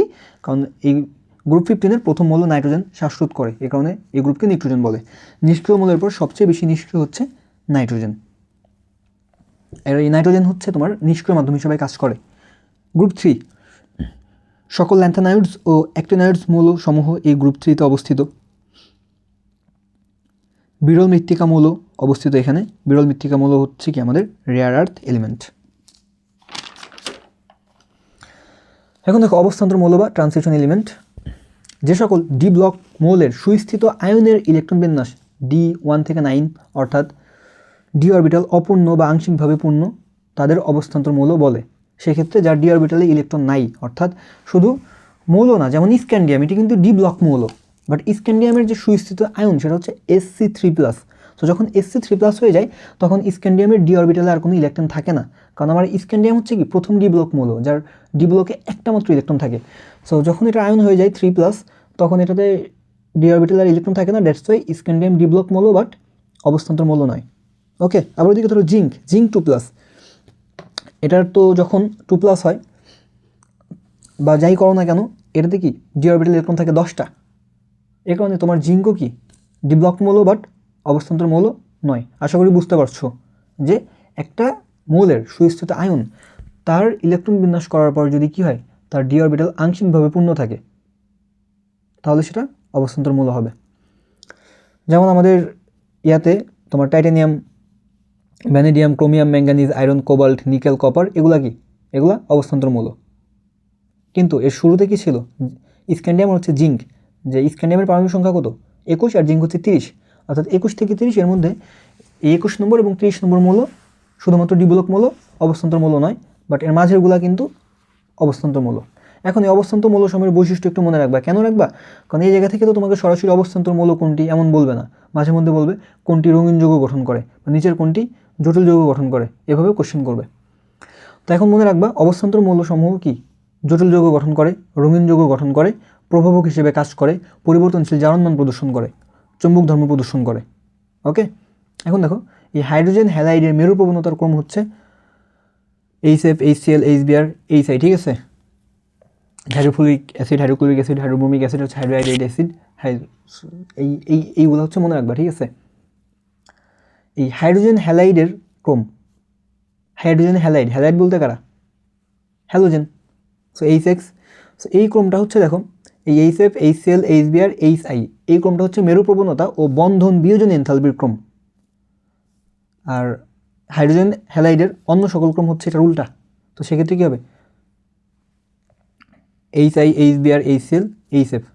ওকে, এটা মনে রাখবা, এগুলো ইম্পর্টেন্ট, যেহেতু আসছে একবার সবার আসতে পারে। হ্যালোজেনের ক্রম, এখানে এটা প্রথমে যেটা মনে রাখবে সেটা হচ্ছে ব্যতিক্রমটা, এটা সবচেয়ে বেশি ইম্পর্টেন্ট। যে তোমার হ্যালোজেনের ইলেকট্রন আসক্তি কম, ক্লোরিন, ফ্লোরিন, ব্রোমিন, আয়োডিন। এটা এইভাবে আসতে পারে, অথবা বলতে পারে নিচের কোনটির ইলেকট্রন আসক্তি সবচেয়ে বেশি। তো মনে রাখবা ক্লোরিন, ফ্লোরিন, ব্রোমিন, আয়োডিন। এগুলো কিন্তু চিটাগং ইউনিভার্সিটির আসা কোশ্চেন। এখন উল্টা ক্রম যখন আয়োডিন, ব্রোমিন, ক্লোরিন, ফ্লোরিন, এটা কি হ্যালোজেনের ভ্যান ডের ওয়ালস বল, পারমাণবিক ব্যাসার্ধ, গলনাঙ্ক স্ফুটনাঙ্কের ক্রম। এটা কীভাবে মনে রাখবা? উল্টা হ্যালোজেন ক্রম খেয়ে ভ্যান ডের ওয়ালস পাগল হয়েছে। এটা তো উল্টা ক্রম, তাই না? তাহলে উল্টা হ্যালোজেন ক্রম খেয়ে ভ্যান ডের ওয়ালস পাগল হয়েছে। ভ্যান ডের ওয়ালস হচ্ছে ভ্যান ডের ওয়ালস বল, পা হচ্ছে পারমাণবিক ব্যাসার্ধ, গল হচ্ছে কি গলনাঙ্ক স্ফুটনাঙ্ক। আর হচ্ছে ফ্লোরিন, ক্লোরিন, ব্রোমিন, আয়োডিন, এটা কি হ্যালোজেনের অন্য সকল ক্রম। ওকে, একটি সমযোজী বন্ধনের দুটি পরমাণুর মধ্যে বন্ধনের সর্বাধিক সংখ্যা হতে পারে কত? 3টা। যে জৈব যৌগ, এটা কি সমযোজী যৌগ, এখানে কি থাকে? অ্যালকেনে কার্বন কার্বন একক বন্ধন, তারপর অ্যালকিন হচ্ছে কার্বন কার্বন ডাবল বন্ড, আর অ্যালকান হচ্ছে carbon carbon triple bond. So এখানে দেখো সর্বোচ্চ কয়টা বন্ড থাকে? 3টা। এগুলোর আসলে অন্য ব্যাখ্যায় যাবো না, এটা আর কি ইজিলি মনে রাখবে এইভাবেই। নিম্নের কোন যৌগে আয়নিক বন্ধন বিদ্যমান? দেখো কি কোশ্চেন দিছে। হ্যাঁ, তো এগুলো তো একদম ইজি জিনিস, তো তোমরা জানো আয়নিক যৌগ কারা কারা গঠন করবে? ধাতু এবং আধাতু আয়নিক যৌগ গঠন করবে। এখানে এটার শক্তি কত হয়? 400 থেকে 4000 কিলোজুল পার মোলের মধ্যে থাকে। আর সমযোজী যৌগ কারা গঠন করে? ধাতু এবং আধাতু এরা। তো এখানে শক্তিক্রম হচ্ছে তোমার 150 থেকে 1100 কিলোজুল পার মোল। এখন তোমরা বলো এখানে আয়নিক বন্ধন কোনটাই থাকবে? ধাতু আধাতু তো বুঝতে পারছো, সাধারণত আম থাকলে ধাতু। দেখো তো এই যে মিথেন, এটা আমি ভুল লিখে ফেলেছি, এটা হবে হচ্ছে তোমার অধাতু আধাতু। শুধুমাত্র এখানে ধাতু লেখা আছে কেন? সরি। দেখো এখানে কার্বন, হাইড্রোজেন, তাহলে এটার মধ্যে আমাদের কী থাকবে? সমযোজী বন্ধন। এখন দেখো তো এটা ক্যালসিয়াম, এটা ক্লোরিন, এই যে ক্যালসিয়াম একটা ধাতু পেয়েছি, ক্লোরিন অধাতু, তাহলে এখানে আমাদের এটা আয়নিক বন্ধন। তো বাকিগুলো আর দেখার দরকার নেই। এখানে দুইটা কি হাইড্রোজেন, তো এটা তো অবশ্যই সমযোজী, কারণ যখন অণু গঠন করবে একটা সেম পরমাণু, সেগুলোর মধ্যে কী থাকবে? সমযোজী বন্ধন থাকবে। যেমন হাইড্রোজেন গ্যাস বলি, অক্সিজেন গ্যাস বলি, নাইট্রোজেন গ্যাস বলি, এগুলো সব কি সমযোজী বন্ধন। তারপর হাইড্রোজেন আয়োডাইড, এখানেও কি থাকবে? তো গেল এগুলা, আশা করি এগুলো অনেকটাই তোমরা পারবা। এখন দেখো কোনটি প্যারাম্যাগনেটিক, এটা চিটাগং ইউনিভার্সিটির কোশ্চেন। প্যারাম্যাগনেটিক কীভাবে মনে রাখবা? সোডিয়া অ্যান্টিপ্লেটের অ্যালু কমিয়ে তরল অক্সিজেন ও ম্যাঙ্গানিজ নিল। সোডিয়া অ্যান্টিপ্লেটের অ্যালু কমিয়ে তরল অক্সিজেন ও ম্যাঙ্গানিজ নিল। অ্যালু বলতে আর কি আলু, তো যাই হোক। সোডিয়াতে সোডিয়াম, অ্যান্টি হচ্ছে অ্যান্টিমনি, প্লেট হচ্ছে কি প্ল্যাটোনিয়াম, অ্যালুতে হচ্ছে অ্যালুমিনিয়াম, অ্যামোনিয়াম আয়ন এবং অ্যামোনিয়া, কমিয়ে দিয়ে হচ্ছে ক্রোমিয়াম, কপার, আর তরল অক্সিজেন ম্যাঙ্গানিজ, আর নীলতে হচ্ছে তোমার নিকেল ফেরাস দ্রবণ। এখন বলো এটার অ্যান্সার কি? এটার অ্যান্সার অবশ্যই কি তাহলে? কপার। এটা মনে রাখবা, ওকে। আর দেখো ফেরোম্যাগনেটিক কি? ফেরোম্যাগনেটিক হচ্ছে কি আয়রন, নিকেল, কোবাল্ট। এটা মনে রাখবো হচ্ছে ফেনিকো দিয়ে, মেডিকোর ছোটো ভাই হচ্ছে ফেনিকো, মেডিকো কোচিং সেন্টার ওর ছোটো ভাই হচ্ছে ফেনিকো। তাহলে ফেতে হচ্ছে কি তোমার ফেরাস, ফেরাম, নিতে হচ্ছে কি নিকেল, কোতে কোবাল্ট। বাকি সব কি তাহলে ডায়াম্যাগনেটিক। তাহলে ডায়াম্যাগনেটিকের এক্সাম্পল আমার মনে রাখার দরকার নেই, আমি প্যারাম্যাগনেটিক মনে রাখলাম, আমি ফেরোম্যাগনেটিকও মনে রাখলাম, এখন জাস্ট থাকলো ডায়াম্যাগনেটিক। তো প্যারা আর হচ্ছে ফেরো, এর বাইরে সব ডায়া। এখন দেখো পটাশিয়াম ক্লোরাইড যৌগটিতে পটাশিয়াম ও ক্লোরিনের মধ্যে বিদ্যমান বন্ধনটির নাম আয়নিক বন্ধন, কারণ যে পটাশিয়াম ধাতু, ক্লোরিন হচ্ছে অধাতু, তো এটা আয়নিক বন্ধন। কোনটির ব্যাসার্ধ সবচেয়ে ছোট? ভালো একটা টার্ম চলে আসছে, ইন্টারেস্টিং কোয়েশ্চেন। দেখো অ্যানোনের একটা সবচেয়ে বড়, এরপর হচ্ছে পরমাণু, এরপর কি ক্যাটায়ন। যখন দেখবা কি আমার 4টা অপশনের প্রত্যেকটিরই ইলেকট্রন সংখ্যা সমান, কি সমান? ইলেকট্রন সংখ্যা সমান, সেক্ষেত্রে অ্যানোনের আকার হবে সবচেয়ে বড়, আর মাঝে থাকবে পরমাণু, আর সবচেয়ে ছোট হবে হচ্ছে ক্যাটায়ন। আর অ্যানোনের চার্জ যত বেশি তার আকার তত বড়, ক্যাটায়নের চার্জ যত বেশি তার আকার তত ছোট। সো তাহলে এটার অ্যান্সার যদি তোমাকে বলি কী হবে দেখো। আচ্ছা এরা মেবি একটু ভুল করেছে, এখানে তোমার হচ্ছে সিলিকন 3+ হওয়ার কথা ছিল, সরি সিলিকন 4+, হ্যাঁ জাস্ট শুধু প্লাস দিয়ে রেখেছে। তো এখানে দেখো তোমার সবগুলোই কি ক্যাটায়ন। তাহলে ক্যাটায়নের ক্ষেত্রে কি যার চার্জ যত বেশি তার আকার তত ছোট, সেখানে চার্জ বেশি কার? এখানে ধরো এটা যা আছে এই হিসেবে হচ্ছে তোমার অ্যালুমিনিয়ামটা ছোট হয়, বাট যদি তোমার সিলিকন হচ্ছে 4+ হতো তাহলে ছোটো হইতে হচ্ছে তোমার সিলিকন 4+। আশা করি বুঝতে পারছো। সো এই টাইপের কোশ্চেন আসলে অ্যান্সার করতে হবে। পর্যায় সারণীর 2b এর মৌল হচ্ছে কি? জিঙ্ক, ক্যাডমিয়াম, পারদ। দেখো ডি অরবিটালে ইলেকট্রন থাকলে আমরা বি লিখি, আর ডি অরবিটালে ইলেকট্রন না থাকলে এ লেখা হয়। সেটা 4টা অপশন দেখলে এগুলো অ্যান্সার করতে পারবা, কারণ এখানে 3টা করে মৌল আছে তো। সো বাকি যে 3টা অপশন ছিল ওই জায়গায় তোমার ডি ব্লক মৌল ছিল না, সরি মানে ডি ব্লক মৌল নাই, ওই টাইপের কিছু ছিল, তুমি এটা দেখে বুঝতে পারবা। কোনটি পি ব্লক মৌল নয়? দেখো আমার আসলে হচ্ছে লাস্ট 2-3 দিন বেশ জ্বর, তারপর হচ্ছে ক্যাম্পাস চলতেছে, তো দিনে আসলে ক্লাস এগুলো আমি করার মতো টাইম পাই নাই। আমাকে পুরা হচ্ছে টানা 2টা রাত জেগে জেগে এই নোটগুলো করতে হয়েছে, যে রাত 12টার দিকে বসছি, ধরো ফজর পর্যন্ত করছি টানা, এরপর ঘুমাইছি হচ্ছে এই অসুস্থ অবস্থায়, ধরো হচ্ছে 2.5 থেকে 3 ঘন্টা ঘুমাইছি, এর বেশি ঘুমানো হয়নি। দ্যাটস আমার কথা বেশ মাঝে মধ্যে আটকে আটকে যাচ্ছে, এর জন্য আমি আন্তরিকভাবে দুঃখিত। আর আমি তো হচ্ছে আর চিন্তা করিও না, আমি তো এই পিডিএফ দিয়ে দিব, তোমরা কথা মাঝে মধ্যে কিছু না বুঝলে পিডিএফ দেখলে বুঝতে পারবা। তো দেখো এরপর আমাদের কোনটি পি ব্লক মৌল নয়? দেখো এটার জন্য কি মনে রাখতে হবে আমাদের? S block, P block, D block, A block. S block কারা? যে সকল মৌলের সর্বশেষ ইলেকট্রন এস অরবিটালে প্রবেশ করে তারা এস ব্লক মৌল।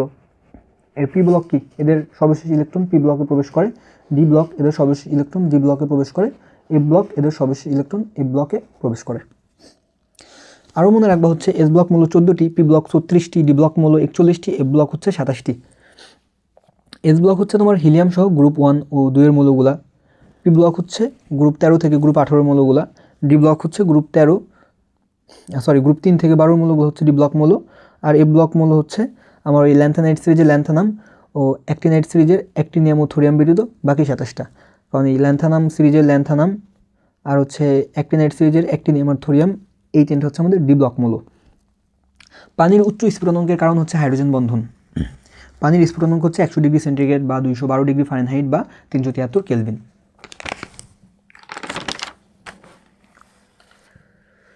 এরপর দেখো কোনটির আকার সবচেয়ে ছোট? এই যে সেম কোশ্চেন চলে আসছে। হ্যাঁ,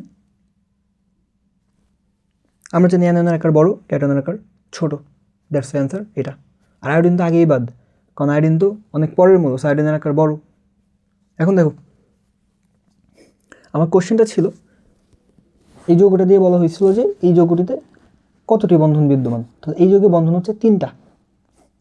একটা বিষয় মনে রাখবা, আমাদের যে জটিল যৌগগুলো থাকবে সেখানে ফার্স্ট ব্র্যাকেট থাকবে, এরপর থাকবে থার্ড ব্র্যাকেট, আর লাস্টে আরেকটা থাকবে। এই যে ফার্স্ট ব্র্যাকেট যেটা যদি থাকে, এই ফার্স্ট ব্র্যাকেটের মধ্যে অলওয়েজ কি থাকবে? সমযোজী বন্ধন। আর হচ্ছে এই থার্ড ব্র্যাকেট অর্থাৎ এই বক্সের মধ্যে প্রথম বন্ধনী আর তার সাথে যা থাকবে এই দুটার মধ্যে থাকবে হচ্ছে সন্নিবেশ বন্ধন। আর এই বক্সের সাথে বাইরের মূলটা যা থাকবে সেটা হচ্ছে আমাদের আয়নিক বন্ধন। ঠিক আছে, যে দেখো লিখে রেখেছি, প্রথম বন্ধনীতে সমযোজী বন্ধন, প্রথম বন্ধনীর সাথে ওইটার হচ্ছে সন্নিবেশ বন্ধন, আর বাইরের সাথে তৃতীয় বন্ধনীর কি অর্থাৎ বাক্সের আয়নিক বন্ধন। এই যে মার্ক করে দিচ্ছি দেখো, এই যে প্রথম বন্ধনীর মধ্যে এটা সমযোজী, লাল কালি দিয়ে দেখিয়েছি দেখো এটা, আর পরে আবার এই কালো কালি দিয়ে এই দুটাকে দেখিয়ে দিচ্ছি এখানে। পোলার দ্রাবক হচ্ছে পানি, এইচএফ সর্বাধিক পোলার অণু, hydrochloric acid, sulphuric acid, nitric acid এরা সবাই পোলার। অ্যালকোহল, অ্যামোনিয়া, অ্যাসিটন এরাও পোলার দ্রাবক। কে তাহলে? অ্যালকোহল, অ্যামোনিয়া, অ্যাসিটন এরাও পোলার দ্রাবক। কমা দেওয়া হয়নি দেখতেছি। ওকে, এরপর দেখো আয়নিক যৌগের সমযোজী বৈশিষ্ট্য পোলারিটি, ডেল ইএন অর্থাৎ ইলেকট্রোনেগেটিভিটি পার্থক্য, তড়িৎ-ঋণাত্মকতার পার্থক্য। তো এই তড়িৎ-ঋণাত্মকতার পার্থক্য 0 হলে বিশুদ্ধ সমযোজী, তড়িৎ-ঋণাত্মকতার পার্থক্য 0.5 কম হলে অপোলার, আর এই ডেল ইএন হচ্ছে তোমার 0.5 চেয়ে বেশি এবং 1.9 কম হলে পোলার সমযোজী, আর যখন 1.9 বেশি হবে তখন সেটা আয়নিক হয়ে যাবে। এই কিছু তড়িৎ-ঋণাত্মকতার পার্থক্যর মান একটু মনে রাখতে পারো, সেটা হচ্ছে তোমার এই lithium, beryllium, boron, carbon, nitrogen, oxygen, fluorine এই সবার 0.5 করে বাড়বে। জাস্ট প্রথমটা মনে রাখবা লিথিয়াম 1, এরপর হচ্ছে 1.5, 2, 2.5, 3, 3.5, 4, যে ফ্লোরিনের সবচেয়ে বেশি, যে ফ্লোরিনের তড়িৎ-ঋণাত্মকতার মান সবচেয়ে বেশি। তারপর দেখো আমাদের আরও কয়েকটা মান একটু মনে রাখতে পারো ইম্পর্টেন্ট যেগুলো, যে সোডিয়াম হচ্ছে 0.9, হাইড্রোজেন, ফসফরাস দুটারই 2.1, আয়োডিন হচ্ছে 2.5, ব্রোমিন 2.8, ক্লোরিন 3। এটা কেন মনে রাখবা? কারণ কখনো তোমার এই কোশ্চেন এভাবে দিতে পারে যে নিচের কোনটি পোলার বা অপোলার, তখন এই যে এই ভ্যালুগুলো তোমার মুখস্থ থাকলে তুমি যদি দুটা ক্যালকুলেশন করে দেখবা যে কোন রেঞ্জে পড়ছে সেটা অ্যান্সার। এখন এই যে আসো একটা ইম্পর্টেন্ট টাইপ এখানে লিখে দিয়েছি যে তোমার অ্যামোনিয়াম ক্লোরাইডে 3 ধরনের বন্ধন বিদ্যমান। এটাও সম্ভবত আসছিল ছবিতে, আর বিভিন্ন ভার্সিটিতে এগুলো থেকে কোশ্চেন থাকে, একটু মনোযোগ দাও। তোমার অ্যামোনিয়াম ক্লোরাইডে 3 ধরনের বন্ধন বিদ্যমান। কী কী সেগুলো? আয়নিক, সমযোজী, সন্নিবেশ। NF3 আর হচ্ছে NF3 যোগে 2 ধরনের বন্ধন বিদ্যমান, সমযোজী এবং সন্নিবেশ। তারপর হচ্ছে KOH অর্থাৎ পটাশিয়াম হাইড্রোক্সাইডে 2 ধরনের বন্ধন বিদ্যমান, আয়নিক এবং সমযোজী। তারপরে যে 3টা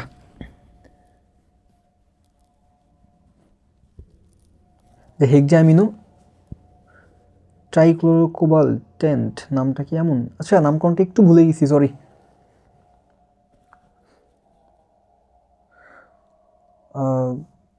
এটা জাস্ট মনে রাখো তাহলে, ওর নামটা এখন সঠিক মনে পড়ছে না, সরি। জাস্ট মনে রাখবে এই 3টার মধ্যে 3 ধরনের বন্ধন বিদ্যমান। এটা তো জানো সোডিয়াম সালফেট। তো আর হচ্ছে আমাদের যে সোডিয়াম কপার সালফেট বা ব্লু ভিট্রিয়ল 2তে, এটার মধ্যে 4 ধরনের বন্ধন বিদ্যমান। ওকে, এটার মধ্যে বন্ধন 4টা, সেগুলো হচ্ছে আয়নিক, সমযোজী, সন্নিবেশ এবং হাইড্রোজেন। তারপর দেখো কোন যোগে sp3 সংকরায়ন নাই। দেখো এটা হচ্ছে আমাদের জৈব যৌগের এটা কম্বাইন্ড টাইপ, খুব ইম্পর্টেন্ট, এটা একটু মনোযোগ দাও, খুব ইম্পর্টেন্ট জিনিস লিখে দিচ্ছি এখন। এখানে মনে রাখবা আমাদের পানি, অ্যামোনিয়া, মিথেন এরা প্রত্যেকেই sp3 সংকরিত, বাট এদের বন্ধন কোণ এবং আকৃতি ভিন্ন। তোমাদের তো একাডেমিক লাইফে কোশ্চেন ছিল যে মিথেন, অ্যামোনিয়া, পানি এদের প্রত্যেকের সংকরায়ন সেম হলেও এদের আকৃতি ও বন্ধন কোণ ভিন্ন কেন? এখন তোমার ব্যাখ্যা লাগবে না, জাস্ট মনে রাখবা যেখানে আমাদের মিথেন হচ্ছে চতুস্তলকীয়, অ্যামোনিয়া হচ্ছে ত্রিকোণাকার পিরামিড, আর পানি হচ্ছে ইংরেজি উল্টা ভিয়ের ন্যায়। মিথেনের বন্ধন কোণ হচ্ছে 109.5 ডিগ্রি বা 109 ডিগ্রি 28 মিনিট, অ্যামোনিয়া 107 ডিগ্রি, পানি 104.5 ডিগ্রি। জাস্ট এই মিথেন থেকে পানি অবধি 2.5 করে কমবে। এবার দেখো হীরক sp3 সংকরিত। হীরক ও গ্রাফাইট কার্বনের দুটি রূপভেদ। হীরক sp3 সংকরিত, গ্রাফাইট sp2 সংকরিত। হীরক বিদ্যুৎ অপরিবাহী, গ্রাফাইট বিদ্যুৎ পরিবাহী। sp2 সংকরিত যৌগ হচ্ছে কি? C2H4। sp2 সংকরিত যৌগ CH2 ডাবল বন্ড CH2। দেখো এইগুলোর জন্য আমার কি মনে রাখতে হবে, এই জিনিসটা খুবই ইম্পর্টেন্ট। এই টাইপ থেকে কোশ্চেন থাকবে যে কোনো ভার্সিটি হোক না কেন, কারণ এটা একদিকে এই চ্যাপ্টারে পড়তেছে, ওইদিকে আবার আমার যৌগ পড়তেছে, দ্যাটস এইগুলো থাকবে। সেগুলো খেয়াল করো কী কী লিখেছি। অ্যালকেন, অ্যালকিন, অ্যালকাইন এর কিছু সংকেত লিখেছি প্রথমে। Alkane CnH2n+2, alkane CnH2n, অ্যালকাইন CnH2n-2। দেখো এই অ্যালকেনে থাকে একক বন্ধন, অ্যালকেনে দ্বিবন্ধন, অ্যালকাইন ত্রিবন্ধন। এটা তো জানো যে অ্যালকেন হচ্ছে carbon carbon single bond, alkane carbon carbon double bond, অ্যালকাইন carbon carbon triple bond. এখন দেখো অ্যালকেন হচ্ছে sp3 সংকরিত, অ্যালকেন sp2, অ্যালকাইন sp। তাহলে এই অ্যালকিন দ্বিবন্ধন এটা আমাদের sp2। আমার এখানে ছিল sp2 সংকরিত যৌগ। sp2 সংকরিত যৌগ কী হবে? অ্যালকিন, এটাই কার্বন কার্বন দ্বিবন্ধন থাকবে। সো দেখো এখানে সরাসরি ডাবল বন্ড দেয়া আছে, আর এটা তো হচ্ছে CnH2n। এটা করলে চলে আসে, দেখো 2 2 দুগুণা 4। সো কার্বন 2টা, হাইড্রোজেন 4টা। বাকিগুলো একটু মনে রাখবা কারণ এগুলো ইম্পর্টেন্ট। এটা জ্যামিতিক গঠন, অ্যালকেন চতুস্তলকীয়, অ্যালকিন ত্রিকোণাকার সমতুলীয় বা সমতুলীয় ট্রাইগোনাল, আর অ্যালকাইন হচ্ছে সরলরৈখিক। দেখো অ্যালকেনের বন্ধন কোণ 109.5 ডিগ্রি বা 109 degree 28 minute, alkene 120 degree, alkyne 180 degree.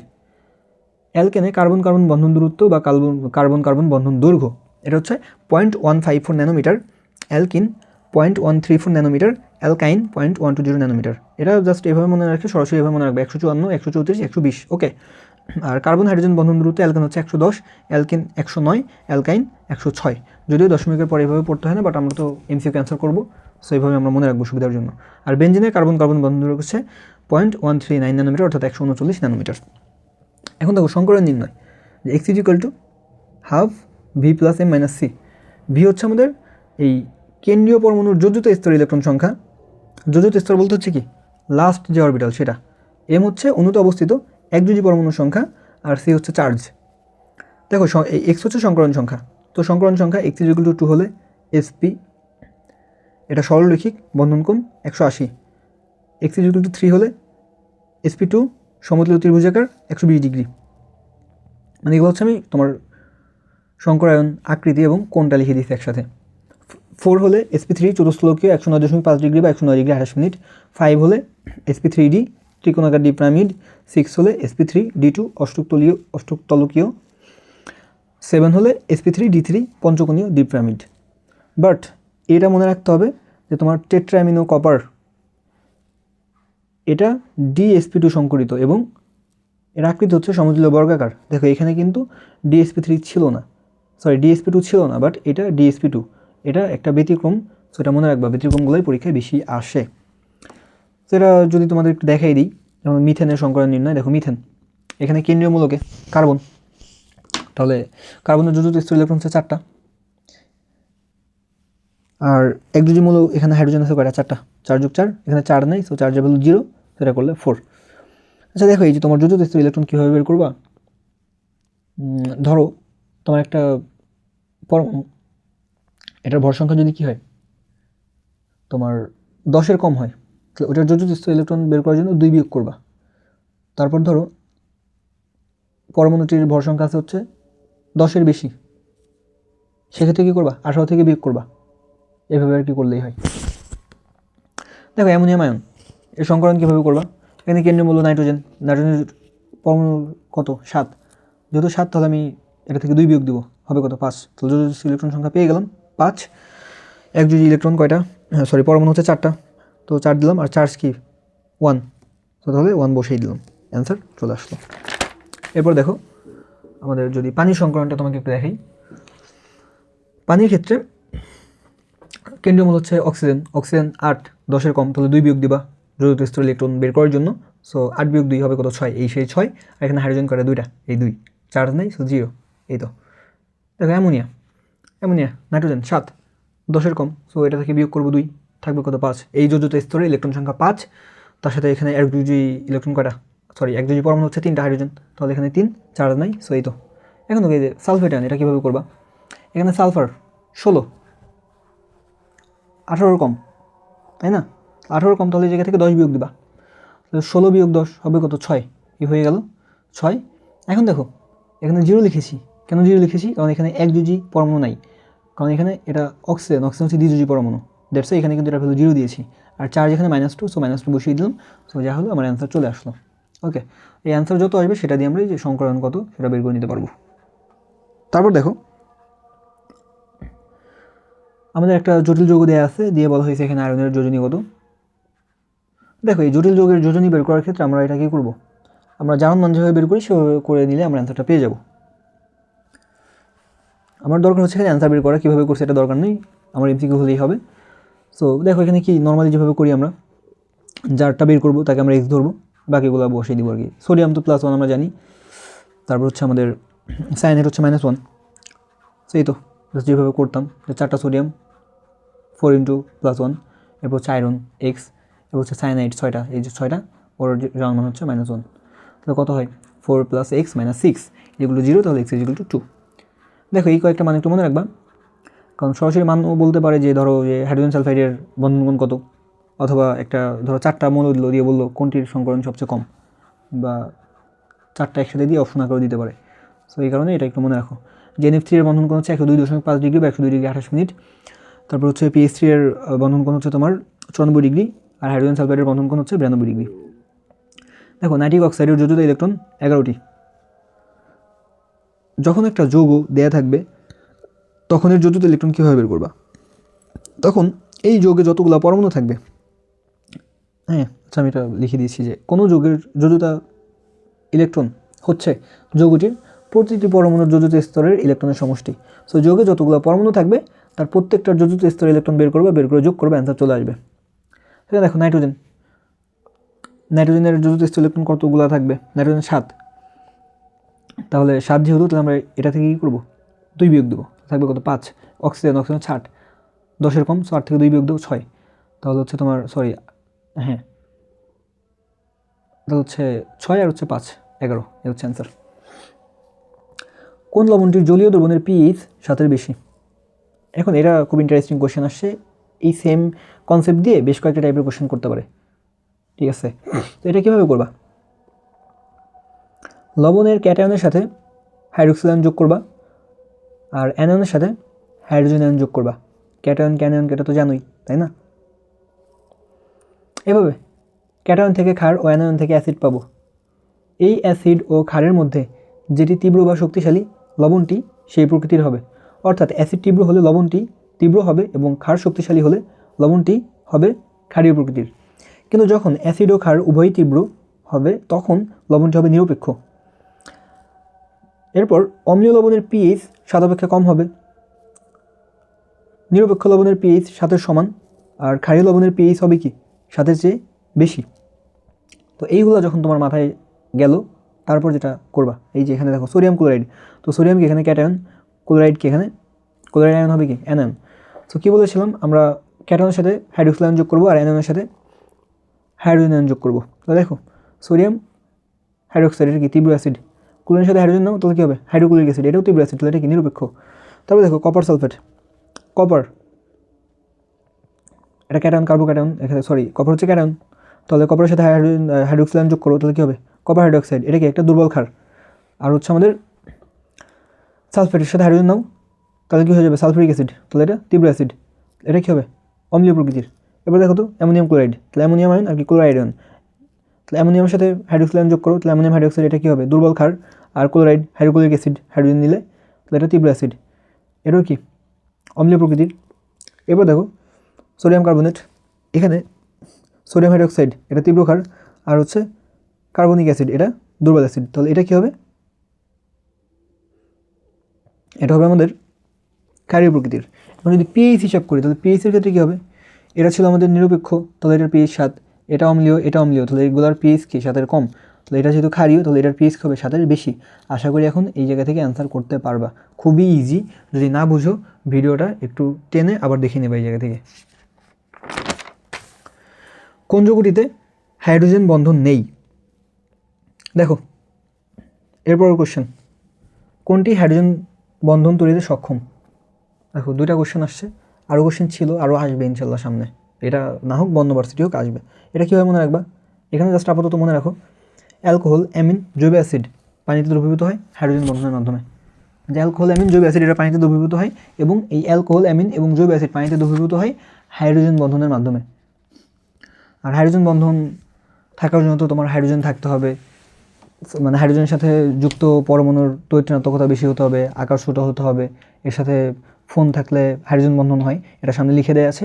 But এখানে যেটা মনে রাখবা যে অ্যালকোহল অ্যামিন অ্যাসিড এদের হাইড্রোজেন বন্ধন আছে। দেখো তো এখানে বলছে বন্ধন নেই, এটা অ্যালকোহল আছে, অ্যালডিহাইড তাহলে অ্যালডিহাইডে নেই, বাকি অপশনগুলো দেখো এই যে অ্যালকোহল আর কি সরি অ্যাসিড আর হচ্ছে অ্যামিন, তাহলে এরও আছে, নেই তাহলে এর, তাহলে অ্যান্সার এটি। কোনটির হাইড্রোজেন বন্ধন তৈরিতে সক্ষম, তো দেখো তো এটা অ্যালকোহল অ্যামিন বাকি জৈব অ্যাসিড কিছুই নেই, সো ও পারবে না। ওর দেখো অ্যালকোহল আছে, সো ও তাহলে হাইড্রোজেন বন্ধন তৈরি করতে পারবে। বাকিগুলোর দেখো অ্যালকোহল অ্যামিন অ্যাসিড কিছুই নেই, ঠিক আছে, সো এটা পারবে না। এখন দেখো সো কোশ্চেন শেষ, যা যা কোশ্চেন দেখানোর বিগত কয়েক বছরের দেখালাম। এখন হচ্ছে কিছু ইম্পর্টেন্ট লাইন কী কী আছে সেগুলো, ইলেকট্রন ত্যাগ, আয়নীকরণ শক্তি, ইলেকট্রন গ্রহণ, ইলেকট্রন আসক্তি। আমার এখানে আমি ডেফিনেশন মনে রাখবো না, জাস্ট এই কিওয়ার্ডটা দেখবা, যদি এটা থাকে তাহলে আয়নীকরণ শক্তি, এটা থাকলে ইলেকট্রন আসক্তি।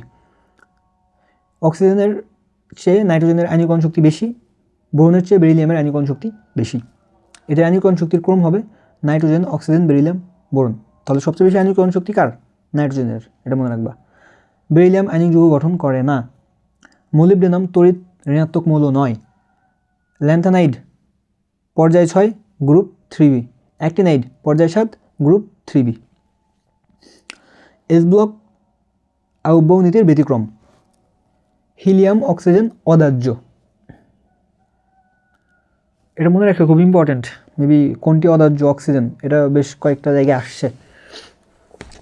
বায়ুতে নিষ্ক্রিয় গ্যাস সমূহের মধ্যে আর্গনের পরিমাণ সর্বাধিক, এইটা মেবি এবার মেডিকেল আসছিল কি না, আচ্ছা যাই হোক।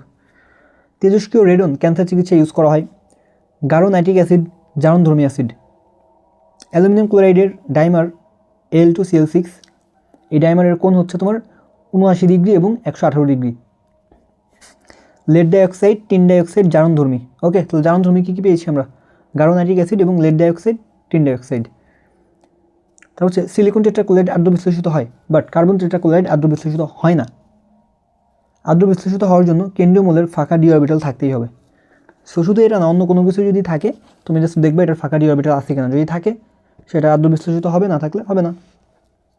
যেমন দেখো কার্বন তো 1s2s, তাই না, যে 1s2 2s2 2p2, যে দ্বিতীয় অরবিটালেই এটা শেষ।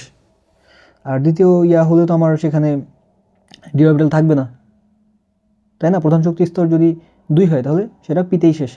প্রধান শক্তি স্তর যখন 3 হয় তখন সেটাই ফাঁকা ডি অরবিটাল থাকে। এখন সিলিকনে কি তোমার 1s2 2s2 2p6, এরপর হচ্ছে 3s2 3p2। তো এখানে দেখো তৃতীয় শক্তি স্তরে চলে গেছে, তো এটা ফাঁকা ডি অরবিটাল আছে। এই কারণে সিলিকন টেট্রাক্লোরাইড আদ্য বিশ্লেষিত হয়, কার্বন টেট্রাক্লোরাইড আদ্য বিশ্লেষিত হয় না। এরপর হচ্ছে তোমার সিলিকন, ফসফরাস, সালফার এর অষ্টক সম্প্রসারণ হয়। কোশ্চেন দিতে পারে কোনটির অষ্টক সম্প্রসারণ হয়, কোনটির অষ্টক সংকোচন হয়। সো এটা তো আসলে এভাবে দেবে না, তোমার একটা যৌগ দেওয়া থাকবে। সো এটা যদি মনে থাকে থাকলো, আদারওয়াইজ তোমার যদি যৌগে দেখবা অক্সিজেনের সাথে কত আছে, অক্সিজেনের সাথে যত থাকবে ওটাকে 2 দিয়ে গুণ করবা। 2 গুণ করলে যদি কি হয় 8 বা 8-এর বেশি হয় তাহলে অষ্টক সম্প্রসারণ, আর যদি 8-এর কম হয় তাহলে অষ্টক সংকোচন। এখন দেখো মৌলের কর্ণ সম্পর্ক কার কার মধ্যে আছে, lithium, magnesium, beryllium, aluminium, boron, silicon. এটা কীভাবে মনে রাখবা, লিমা বেরিয়ে এলো বউ সেজে। লিমা, লি ফর লিথিয়াম, মা ফর ম্যাগনেসিয়াম, মানে একটা জোড়া আর কি। এরপর হচ্ছে বেরিলিয়াম, বেরিয়ে ফর বেরিলিয়াম, এলো ফর অ্যালুমিনিয়াম, এটা একটা। আরেকটা হচ্ছে তোমার বউ ফর বোরন, সেজে ফর সিজিয়াম, এটা একটা। আয়নিক যৌগের সমযোজী বৈশিষ্ট্য পোলারায়ন, ফাজনের শর্তগুলোকে পোলারায়ন নিয়ম বলা হয়। এটা একটু ভালো করে বুঝতে হবে, একটু মনে রাখবা। এই একটু ধরো ডিপ কোশ্চেন করলে এগুলো থেকে করবে। ফাজনের নীতি, ক্যাটায়নের আকার যত ক্ষুদ্র হয় অ্যানায়নের আকার যত বড় হয়। ক্যাটায়নের ডি অরবিটালে ইলেকট্রন থাকলে ক্যাটায়ন ও অ্যানায়নের চার্জের পরিমাণ যত বেশি হয় তার পোলারায়ন তত বেশি এবং সে তত বেশি সমযোজী, তাই না। আর সমযোজী যৌগসমূহের দ্রাব্যতা কম। এই জায়গা থেকে তোমাকে তার বৈশিষ্ট্য দিয়ে কোশ্চেন দেবে না, তোমার ধরো 4টা যৌগ দিয়ে বলবে নিচের কোনটির দ্রাব্যতা সবচেয়ে কম বা নিচের কোনটির দ্রাব্যতা সবচেয়ে বেশি, তখন এগুলা মাথায় এনে তোমার অ্যান্সার করতে হবে। এরপর দেখো তোমার হাইড্রোজেন বন্ধন, এটা অবশ্য ছবিতে ওইভাবে দেয় নাই, দিলে আর কি আমি এটা অপশন সহ ভালো করে দিতাম, বাট যেহেতু দেয় নাই দ্যাটস ওয়াই তোমাকে শুধু লিখে দিয়েছি। এখন দেখো হাইড্রোজেন বন্ধন, হাইড্রোজেনের সাথে ফোন থাকতেই হবে, হ্যাঁ, ফোন বলতে KFON, ফ্লোরিন, অক্সিজেন, নাইট্রোজেন। হাইড্রোজেনের সাথে যুক্ত পরমাণুটি অধিক তড়িৎ হতে হবে। হাইড্রোজেনের সাথে যুক্ত পরমাণুটির আকার যথেষ্ট ছোট হতে হবে। কক্ষ তাপমাত্রায় হাইড্রোফ্লোরিক অ্যাসিড ও তোমার হচ্ছে সরি এটা তো অ্যাসিড বলা যাবে না, অ্যাসিড হলে তো তরল হয়ে যেত, জাস্ট মনে রাখো HF, হাইড্রোজেন ফ্লোরাইড আর হচ্ছে তোমার হাইড্রোজেন সালফাইড, এরা দুটাই কি গ্যাসীয়। একটি HF অণুকে মুক্ত করতে 2টি হাইড্রোজেন বন্ধন ভাঙতে হয়, আর একটি পানি অণুকে মুক্ত করতে 4টি হাইড্রোজেন বন্ধন ভাঙতে হয়। বরফের কেলাস গঠনটিতে ষড়ভুজীয় বলয় তৈরি হয়, অর্থাৎ এটা আকৃতি কি ষড়ভুজাকার বলতে পারো। ম্যাঙ্গানিজ ধাতুর অস্থিতিশীল জারণমান +3 আর সর্বাধিক জারণমান +7। কোশ্চেন এভাবেও দিতে পারবে, অথবা বলতে পারে 4টা অপশন দিয়ে নিচের কোনটি জারণমান সর্বাধিক, তো সেক্ষেত্রে অ্যান্সার কী হবে, ম্যাঙ্গানিজ। আর এরপর হচ্ছে তোমার ক্রোমিয়ামের জারণমান হচ্ছে +6। সো অপশন যদি ম্যাঙ্গানিজ না থাকে তাহলে অ্যান্সার কী করবা, ক্রোমিয়াম। এরপর এটার একটা ইম্পর্টেন্ট টপিক এই বই চ্যাপ্টারের, যে তোমার একটু মনে রাখো, পর্যায়ের বাম থেকে ডানে গেলে পরমাণুর আকার হ্রাস পায়, আর গ্রুপের উপর থেকে নিচে গেলে পরমাণুর আকার কী হয়, বৃদ্ধি পায়। আকারের সাথে ব্যস্তানুপাতিক আর আকারের সাথে সমানুপাতিক সম্পর্ক, এটা মনে রাখবা। কেন রাখবা বলতেছে, দেখো আকারের সাথে ব্যস্তানুপাতিক কারা, আয়নীকরণ শক্তি, তড়িৎ ঋণাত্মকতা, ইলেকট্রন আসক্তি, অধাতব ধর্ম, অম্লত্ব, জারণ ক্ষমতা, গলনাঙ্ক, স্ফুটনাঙ্ক। তো দেখো তুমি ইন্টারমিডিয়েটে যে ডেফিনেশনগুলো মুখস্থ করতা ওই 3টাই কি, ব্যস্তানুপাতিক, আয়নীকরণ শক্তি, তড়িৎ ঋণাত্মকতা, ইলেকট্রন আসক্তি। এরপর দেখো অধাতব ধর্ম, অম্লত্ব, অধাতব ধর্ম, অম্লত্ব, আর থাকবো জারণ মান আর হচ্ছে তোমার গলনাঙ্ক, স্ফুটনাঙ্ক। তো এইগুলো আমাদের আকারের সাথে ব্যস্তানুপাতিক। তো বাকিগুলো কী হবে, সমানুপাতিক। জাস্ট একটু দেখে রাখো, ধাতব ধর্ম, পারমাণবিক ব্যাসার্ধ, ক্ষারকত্ব, তড়িৎ ধনাত্মকতা, জারণ ক্ষমতা। তো তোমার যদি এই অংশটা জাস্ট একটু মাথায় রাখো তাহলে এইটা দিয়ে যে টাইপেরই কোশ্চেন করুক না কেন তুমি করতে পারবা। এখানে এটা হচ্ছে তোমার সমানুপাতিক, এটা হচ্ছে ব্যস্তানুপাতিক, যে কোনো একটা মুখস্থ করবা, ওকে। তাহলে আশা করি এই জায়গা থেকে তোমার যেই অপশন দিক না কেন তুমি অনায়াসে সলভ করতে পারবা। যে তোমার কোনো কিছু দিয়ে বললো, ধরো যে 4টা মৌল দিছে, দিয়ে বললো হচ্ছে নিচের কোনটির আয়নীকরণ শক্তি সর্বাধিক বা নিচের কোনটির ইলেকট্রন শক্তি সর্বনিম্ন, তো তখন কি একটু জাস্ট চোখ বন্ধ করবা, দেখবা যেখানে কার আকার ছোট কার আকার বড়, এগুলো একটু করলেই হবে। এবার দেখো হাইড্রোনিয়াম আয়নে সমযোজী ও সন্নিবেশ এই 2 ধরনের বন্ধন বিদ্যমান। হাইড্রোনিয়াম আয়ন হচ্ছে H3O+, তারপর হচ্ছে দেখো বরফে সমযোজী ও হাইড্রোজেন এই 2 ধরনের বন্ধন বিদ্যমান। আমাদের মৌলের পর্যায়বৃত্ত ধর্ম ও রাসায়নিক বন্ধন শেষ হয়ে গেল। তো গুণগত রসায়ন, মৌলের পর্যায়বৃত্ত ধর্ম শেষ, এখন আমরা রাসায়নিক পরিবর্তনটা পড়বো, তাহলে আমাদের ফার্স্ট পেপার শেষ হয়ে যাবে। আর হচ্ছে তোমার ওই প্রথম আর পঞ্চম চ্যাপ্টার থেকে কোশ্চেন আসে খুবই কম, যে কারণে আমি প্রথম আর পঞ্চম চ্যাপ্টারে জাস্ট 1-2 পৃষ্ঠা করে একটু হ্যান্ড নোট দিয়ে দেবো, ওইটা বললেই কমপ্লিট হয়ে যাবে। সেটা আমাদের রাসায়নিক পরিবর্তন। এখানে কি কোশ্চেন আসলো দেখো, গ্রিন কেমিস্ট্রির মূলনীতি 12টি, গ্রিন কেমিস্ট্রি বা সবুজ রসায়নের সহায়ক নীতি হচ্ছে 3টা, মূলনীতি 12টা আর সহায়ক নীতি বললে 3টা। এখানে কোশ্চেন ছিল যে নিচের কোনটি শুদ্ধ সমীকরণ, তো শুদ্ধ ছিল এই একটাই যে pH = -log H+, R P of OH হচ্ছে কি -log OH, আর pH + P of OH = 14। Sulphuric অ্যাসিডের শিল্প উৎপাদনে প্রভাবক প্লাটিনিয়াম। দেখো আরও বাকি যেইগুলো তোমার মনে রাখতে হবে আমি সব একসাথে করে দিচ্ছি। আচ্ছা, আজানটা শেষ হোক, এরপর শুরু করি, হয়তো রেকর্ড হয়ে যেতে পারে, আর আজানের সময় নীরব থেকে আজানের উত্তর দিতে হয়। এখন তো ফজর আজান হচ্ছে। হ্যাঁ, ওকে, আজান শেষ। দেখো এই অসুস্থ শরীর নিয়ে এই রাত জেগে ভিডিওটা করতেছি শুধুমাত্র তোমাদের জন্য। তোমরা ভিডিওটা দেখবা এবং এক্সাম হলে দেখবা এটা কী পরিমাণ তোমাদের কাজে লাগে। তো দেখো আমরা পরের অংশ দেখি। তো আমাদের যতগুলা প্রক্রিয়া এখানে আছে সবগুলো আমি এখানে একসাথে করে দিয়েছি। তোমার বইয়ের আর কি মেন যে বক্সটা, ওই বক্সটা আর কি এখানে লিখেছি যে স্পর্শ পদ্ধতিতে সালফিউরিক অ্যাসিড প্রস্তুত করা হয়। এক্ষেত্রে প্রভাবক হচ্ছে প্লাটিনিয়াম বা ভ্যানাডিয়াম পেন্টাঅক্সাইড। আচ্ছা, এই যে ভ্যানাডিয়াম পেন্টাঅক্সাইড, আমাদের সালফিউরিক অ্যাসিড আর হচ্ছে ভ্যানাডিয়াম পেন্টাঅক্সাইড, এরা উভয়ই কি শুষ্ককারক এবং নিরোধক হিসেবে কাজ করে। মেডিকেলে মেবি এইটা আসছিল এবার, নিজের কোনটি শুষ্ককারক ও নিরোধক উভয় রূপে ক্রিয়া করে ভ্যানাডিয়াম পেন্টাঅক্সাইড, এর সাথে আছে সালফিউরিক অ্যাসিড, মনে রাখো। তাপমাত্রা এক্ষেত্রে হচ্ছে তোমার 450°C ও চাপ হচ্ছে 1.7 atm, আর এক্ষেত্রে হচ্ছে তোমার ডেলএস লেভেল হচ্ছে -196.6 kJ/mol বা -198 kJ/mol। এটা হাজারি স্যারে আছে, এটা হচ্ছে তোমার কবির স্যারে।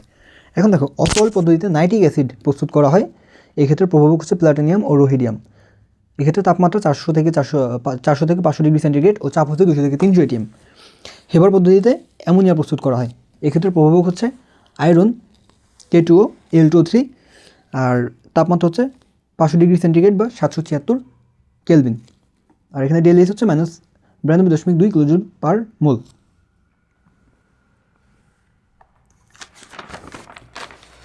ওকে, এরপর দেখো এখানে স্টিম অ্যালকেন রিফর্মিং পদ্ধতিতে হাইড্রোজেন সংশ্লেষণ করা হয়।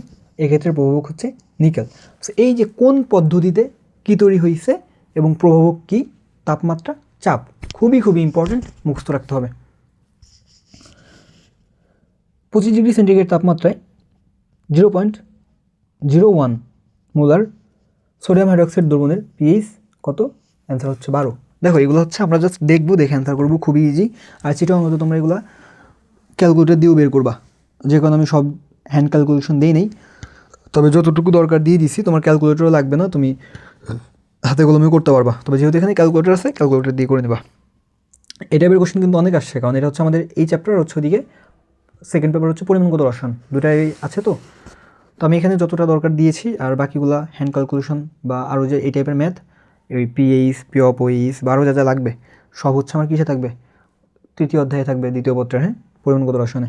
এখন দেখো অ্যাসিড থেকে pH পাবো, ক্ষার থেকে P of OH পাবো, বাট অ্যাসিডের ডেটা দিয়ে যদি P of OH বের করতে বলে তাহলে কী করবা? প্রথমে pH বের করবা, এরপর 14 থেকে pH বিয়োগ করলে P of OH পাবো। সিমিলারলি ক্ষারের ডেটা দিয়ে pH বের করতে বললে প্রথমে P of OH বের করব, এরপর 14 থেকে P of OH বিয়োগ করলেই pH পাবো। 14 থেকে বিয়োগ করার কারণ কি? কারণ pH + P of OH = 14, so pH = 14 - P of OH, এবং P of OH সমান কি? 14 - pH। তো এই কারণেই এটা এইভাবে করা হয়েছে। তো আরও কিছু কাজ আছে। আচ্ছা, তোমাকে জাস্ট পৃষ্ঠা উল্টানোর আগে একটু বলে দিই যে আমাদের, আচ্ছা এটা লেখা আছে, ঘনমাত্রার শুরুতে দশমিক ও শেষে 1 থাকলে pH বা P of OH হবে দশমিকের পর যতগুলো সংখ্যা থাকবে তত। তবে এই নিয়ম শুধুমাত্র মনোপটিক অম্ল বা ক্ষারের ক্ষেত্রে। মনোপটিক অম্ল হচ্ছে তারা যাদের হাইড্রোজেন সংখ্যা 1, মনোপটিক ক্ষার হচ্ছে তারা যাদের হাইড্রোজেন সংখ্যা হাইড্রোক্সিল আয়ন থাকবে কয়টা? একটা। ডাইপ্রোটিক হলে হাইড্রোজেন বা হাইড্রোক্সিল এর সংখ্যা কী হবে? 2টা। যে ডাইপ্রোটিক অম্ল হলে হাইড্রোজেন থাকবে 2টা, ডাইপ্রোটিক ক্ষার হলে এই তোমার OH থাকবে 2টা। ডাইপ্রোটিক অম্ল বা ক্ষারের pH বা P of OH নির্ণয়ের জন্য এর ঘনমাত্রাকে 2 দ্বারা গুণ করব। গুণফলের শুরুতে দশমিক ও শেষে 1 থাকলে উপরের নিয়ম অ্যাপ্লাই করব। করে পিএইচ পি অফ ওইস বের করতে পারবো। বাট শুরুতে দশমিক, আচ্ছা এই ব্যাখ্যা যেহেতু শেষ হলো তাহলে এটা একটু বলে দিই, খেয়াল করো। সোডিয়াম হাইড্রোক্সাইড এখানে ওইস কয়টা? একটা, তাহলে এটা কি মনোপটিক ক্ষার। এরপর দেখো এটার শুরুতে দশমিক ও শেষে কি আছে? 1 আছে, তাহলে এটার অ্যান্সার কী হবে? দশমিকের পর যতগুলো সংখ্যা তত, তো দশমিকের সংখ্যা কয়টা? একটা, দুইটা, তাহলে এটা কি এটা একটা ক্ষার না? তো ক্ষারের ক্ষেত্রে আমরা কী পাবো? ক্ষার থেকে পাবো পি অফ ওইস। এই যে ক্ষার থেকে পাবো কি আমরা? পি অফ ওইস পাবো। তাহলে পি অফ ওইস পেলাম, তাহলে এটার পি অফ ওইস হচ্ছে 2, তাহলে এর পিএইচ কত হবে? 14 - 2 = 12, এই হচ্ছে অ্যান্সার। বুঝছো? তারপর দেখো তোমার শুরুতে দশমিক বাট শেষে 1 না থাকলে কি করব? পিএইচ বা P of ওইস is equal two দশমিকের পর যতগুলো ঘর তত মাইনাস শেষ সংখ্যার লগ। যেমন ধরে এই যে একটা ম্যাথ, যে 0.005 মোলার হাইড্রোক্লোরিক অ্যাসিডের পিএইচ কত? দেখো তো দশমিকের পরে তোমার 1 নাই, আছে 5, তাহলে দশমিকের পরে ঘর বা সংখ্যা কয়টা? 3টা, 1টা 2টা 3টা, তাহলে এই হচ্ছে সেই 3 বিয়োগ হচ্ছে কি লগ শেষ সংখ্যার লগ, শেষ সংখ্যা 5 লগ 5, এভাবে অ্যান্সার করে নেব। তবে এসবের জন্য লগ 1 থেকে 10 মানগুলো মুখস্থ রাখতে হবে। হ্যাঁ, এটা তো হ্যান্ড ক্যালকুলেশনের জন্য দেখাচ্ছি, ধরো অন্য ভার্সিটিতে তুমি এটা অ্যাপ্লাই করবা, বাট সবই যত এগুলো সব ক্যালকুলেটার দিয়ে করবা, বাট শিখে রাখো, এটা খুবই ইম্পর্টেন্ট। এটার জন্য যেগুলো মনে রাখবা সেটা হচ্ছে এই মানগুলো। দেখো এগুলো মনে রাখা খুব ইজি, ভয় পাওয়ার কিছু নেই। প্রথমে দেখো লগ 1-এর ভ্যালু 0, লগ 10-এর ভ্যালু 1, ওকে হয়ে গেল দুইটা। এরপর দেখো লগ 2 0.3, 2-এর পরে 3, ওকে এরপর 3, এটা হচ্ছে 48 মনে রাখো, পয়েন্ট দরকার নেই, জাস্ট মনে রাখো এটা 48। তারপরে আর পয়েন্টও মনে রাখতে পারো, সমস্যা নেই, 0.48 বললাম। 0.4 লগ 4 হলে 0.6, লগ 5 হলে 0.7, দেখো এক করে বাড়তেছে। এরপর লগ 6 0.78, লগ 7 0.85, লগ 8 0.9, লগ 9 0.95, ওকে। তো log 10, log 10 1, log 2.3, log 3 0.48, log 4 0.6, log 5 0.7, log 6 0.78, log 7 0.85, log 8 0.9, log 9 0.95, ওকে। তো এগুলো খুবই সহজ, শুধু এই নোটের উপর। আচ্ছা আমি যে ভিডিও আপলোড করবো সেটি একবার দেখিয়ে দিও, ঠিক আছে? তো অলরেডি দেখে ফেলছো। দেখো জীবতাত্ত্বিক পিএইচ 6.9 থেকে 7.4, এটা চবিতে আসছে, এ কারণে আমি কতগুলো পিএইচ একসাথে লিখে দিচ্ছি, এটা একটু মনে রাখবা। দেখো রক্তের পিএইচ 7.35 থেকে 7.45, অ্যাভারেজ হচ্ছে 7.4, এটা বায়োলজি থেকে তোমরা জানো অলরেডি। রক্তের পিএইচ 7.45-এর বেশি হলে অ্যালকালিসিস, রক্তের পিএইচ 7-এর কম হলে অ্যাসিডোসিস। কৃষি জমির পিএইচ 3 থেকে 9.5-এর মধ্যে রাখতে হয়। অম্লধর্মী মাটির পিএইচ বাড়াতে ইউজ করা হয় চুন, ক্যালসিয়াম অক্সাইড, লাইমস্টোন গুঁড়া, ক্যালসিয়াম কার্বনেট, আর হচ্ছে ডলোমাইট গুঁড়া, ক্যালসিয়াম ম্যাগনেসিয়াম কার্বনেট। হ্যাঁ, এটাকে এভাবে লেখা থাকতে পারে, ক্যালসিয়াম কার্বনেট আর হচ্ছে ম্যাগনেসিয়াম কার্বনেট, কারণ এখানে দেখো কার্বনেট দুইটা আছে। এখানে কোশ্চেন কীভাবে হয় জানো? দুইটা টাইপের কোশ্চেন করতে পারে। একটা বলতে পারে যে অম্লধর্মী মাটির পিএইচ বাড়াতে কোন সার ইউজ করবো, বা ক্ষারধর্মী মাটির পিএইচ কমাতে কোন সার ইউজ করবো, অথবা ডলোমাইট গুঁড়ার সংকেত কোনটি, বা বললো হচ্ছে তোমার টিএসপি সংকেত কোনটি। ঠিক আছে, এইভাবে কোশ্চেন করতে পারে। এখন দেখো ক্ষারধর্মী মাটির পিএইচ কমানোর জন্য কী কী ইউজ করবা? নাইট্রেট সার, তো পটাশিয়াম নাইট্রেট, অ্যামোনিয়াম নাইট্রেট, এগুলা। ফসফেট সার, ফসফেটের মধ্যে আছে হচ্ছে টিএসপি বা মনোক্যালসিয়াম ফসফেট, যার সংকেত কি CaH2PO4. এরপর হচ্ছে সুপার ফসফেট, এটা হচ্ছে মনোক্যালসিয়াম ফসফেট মনোহাইড্রেট, এটা দেখো CaH2PO4 সাথে এখনো পানি, যদি এটা পানি না তো যাই হোক। আর হচ্ছে জিপসাম, এই যে জিপসামের সংকেতটা লাগবে, জিপসামে কি থাকবে? ক্যালসিয়াম সালফেট এবং 2 অণু পানি। সো এর নাম এবং হচ্ছে ফর্মুলা সংকেত মনে রাখতে হবে। কী লিখছি দেখো, বিশেষদ্রব্যষ্ট, এগুলো জাস্ট দেখবো বাট মুখস্থ করবো না।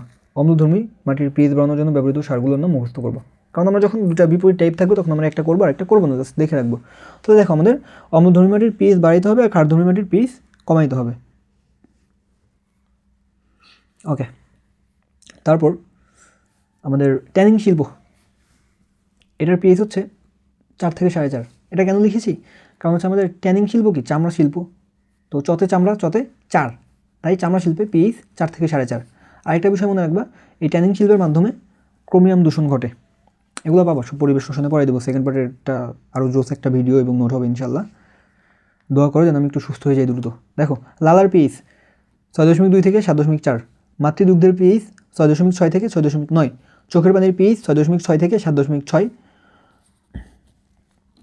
এরপর নাইট্রিক অক্সাইড তৈরির বিক্রিয়া হচ্ছে কি তাফারি বিক্রিয়া। নাইট্রিক অক্সাইড তৈরির বিক্রিয়া তাফারি বিক্রিয়া। এটা আসলে তোমার বিক্রিয়া আকারে ছিল, তো আমি জাস্ট এটা মেইন অংশটা লিখে রেখেছি। তবে আরেকটা বিষয় মনে রাখবা, সেটা হচ্ছে আমাদের অক্সিজেন যখন নাইট্রোজেন ব্যতীত অন্য কারোর সাথে বিক্রিয়া করবে সেটা হবে তাপ উৎপাদী। শুধুমাত্র অক্সিজেন যখন নাইট্রোজেনের সাথে বিক্রিয়া করবে তখন সেটা হবে তাফারি। এগুলো অপশন দেখলে বুঝবা। এখন দেখো সবচেয়ে শক্তিশালী অ্যাসিড কোনটা, এগুলোর জন্য কি করবা, যার কেন্দ্রীয় মূলের জারণ মান যত বেশি সে তত বেশি শক্তিশালী। বাট যখন দুটো অ্যাসিডের কেন্দ্রীয় মূলের জারণ মান সমান হয়ে যাবে, হ্যাঁ, তখন কি হবে, যখন সমান হয়ে যাবে তখন যার আকার ছোট সে বেশি শক্তিশালী হবে। আর জারণ মান তো তোমরা আশা করি বের করতে পারো, আর না পারলে একটু মনে করাই দিই। দেখো যে তোমার এখানে ধরো নাইট্রোজেনটা আমরা বের করবো, তাহলে হাইড্রোজেন হচ্ছে +1, অক্সিজেনের কত -2 করে, তাহলে 3টা অক্সিজেন হয়ে যাবে 6, তো 6 1, তাহলে এখানে থাকবে হচ্ছে 5।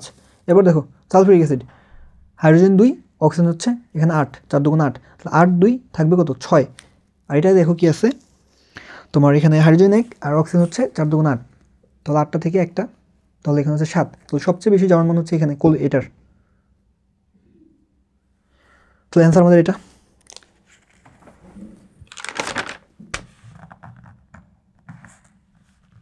তারপর দেখো আমাদের 0.1 মোলার সোডিয়াম হাইড্রোক্সাইডের পিএইচ কত। দেখো এগুলো হিউজ পরিমাণ আসছে, আমি জাস্ট এই 2-3টা একটু তুলে দিছি, আর বাকি তুলে নেই, কারণ এক জিনিস তুলে টাইম বাড়ানোর দরকার নেই।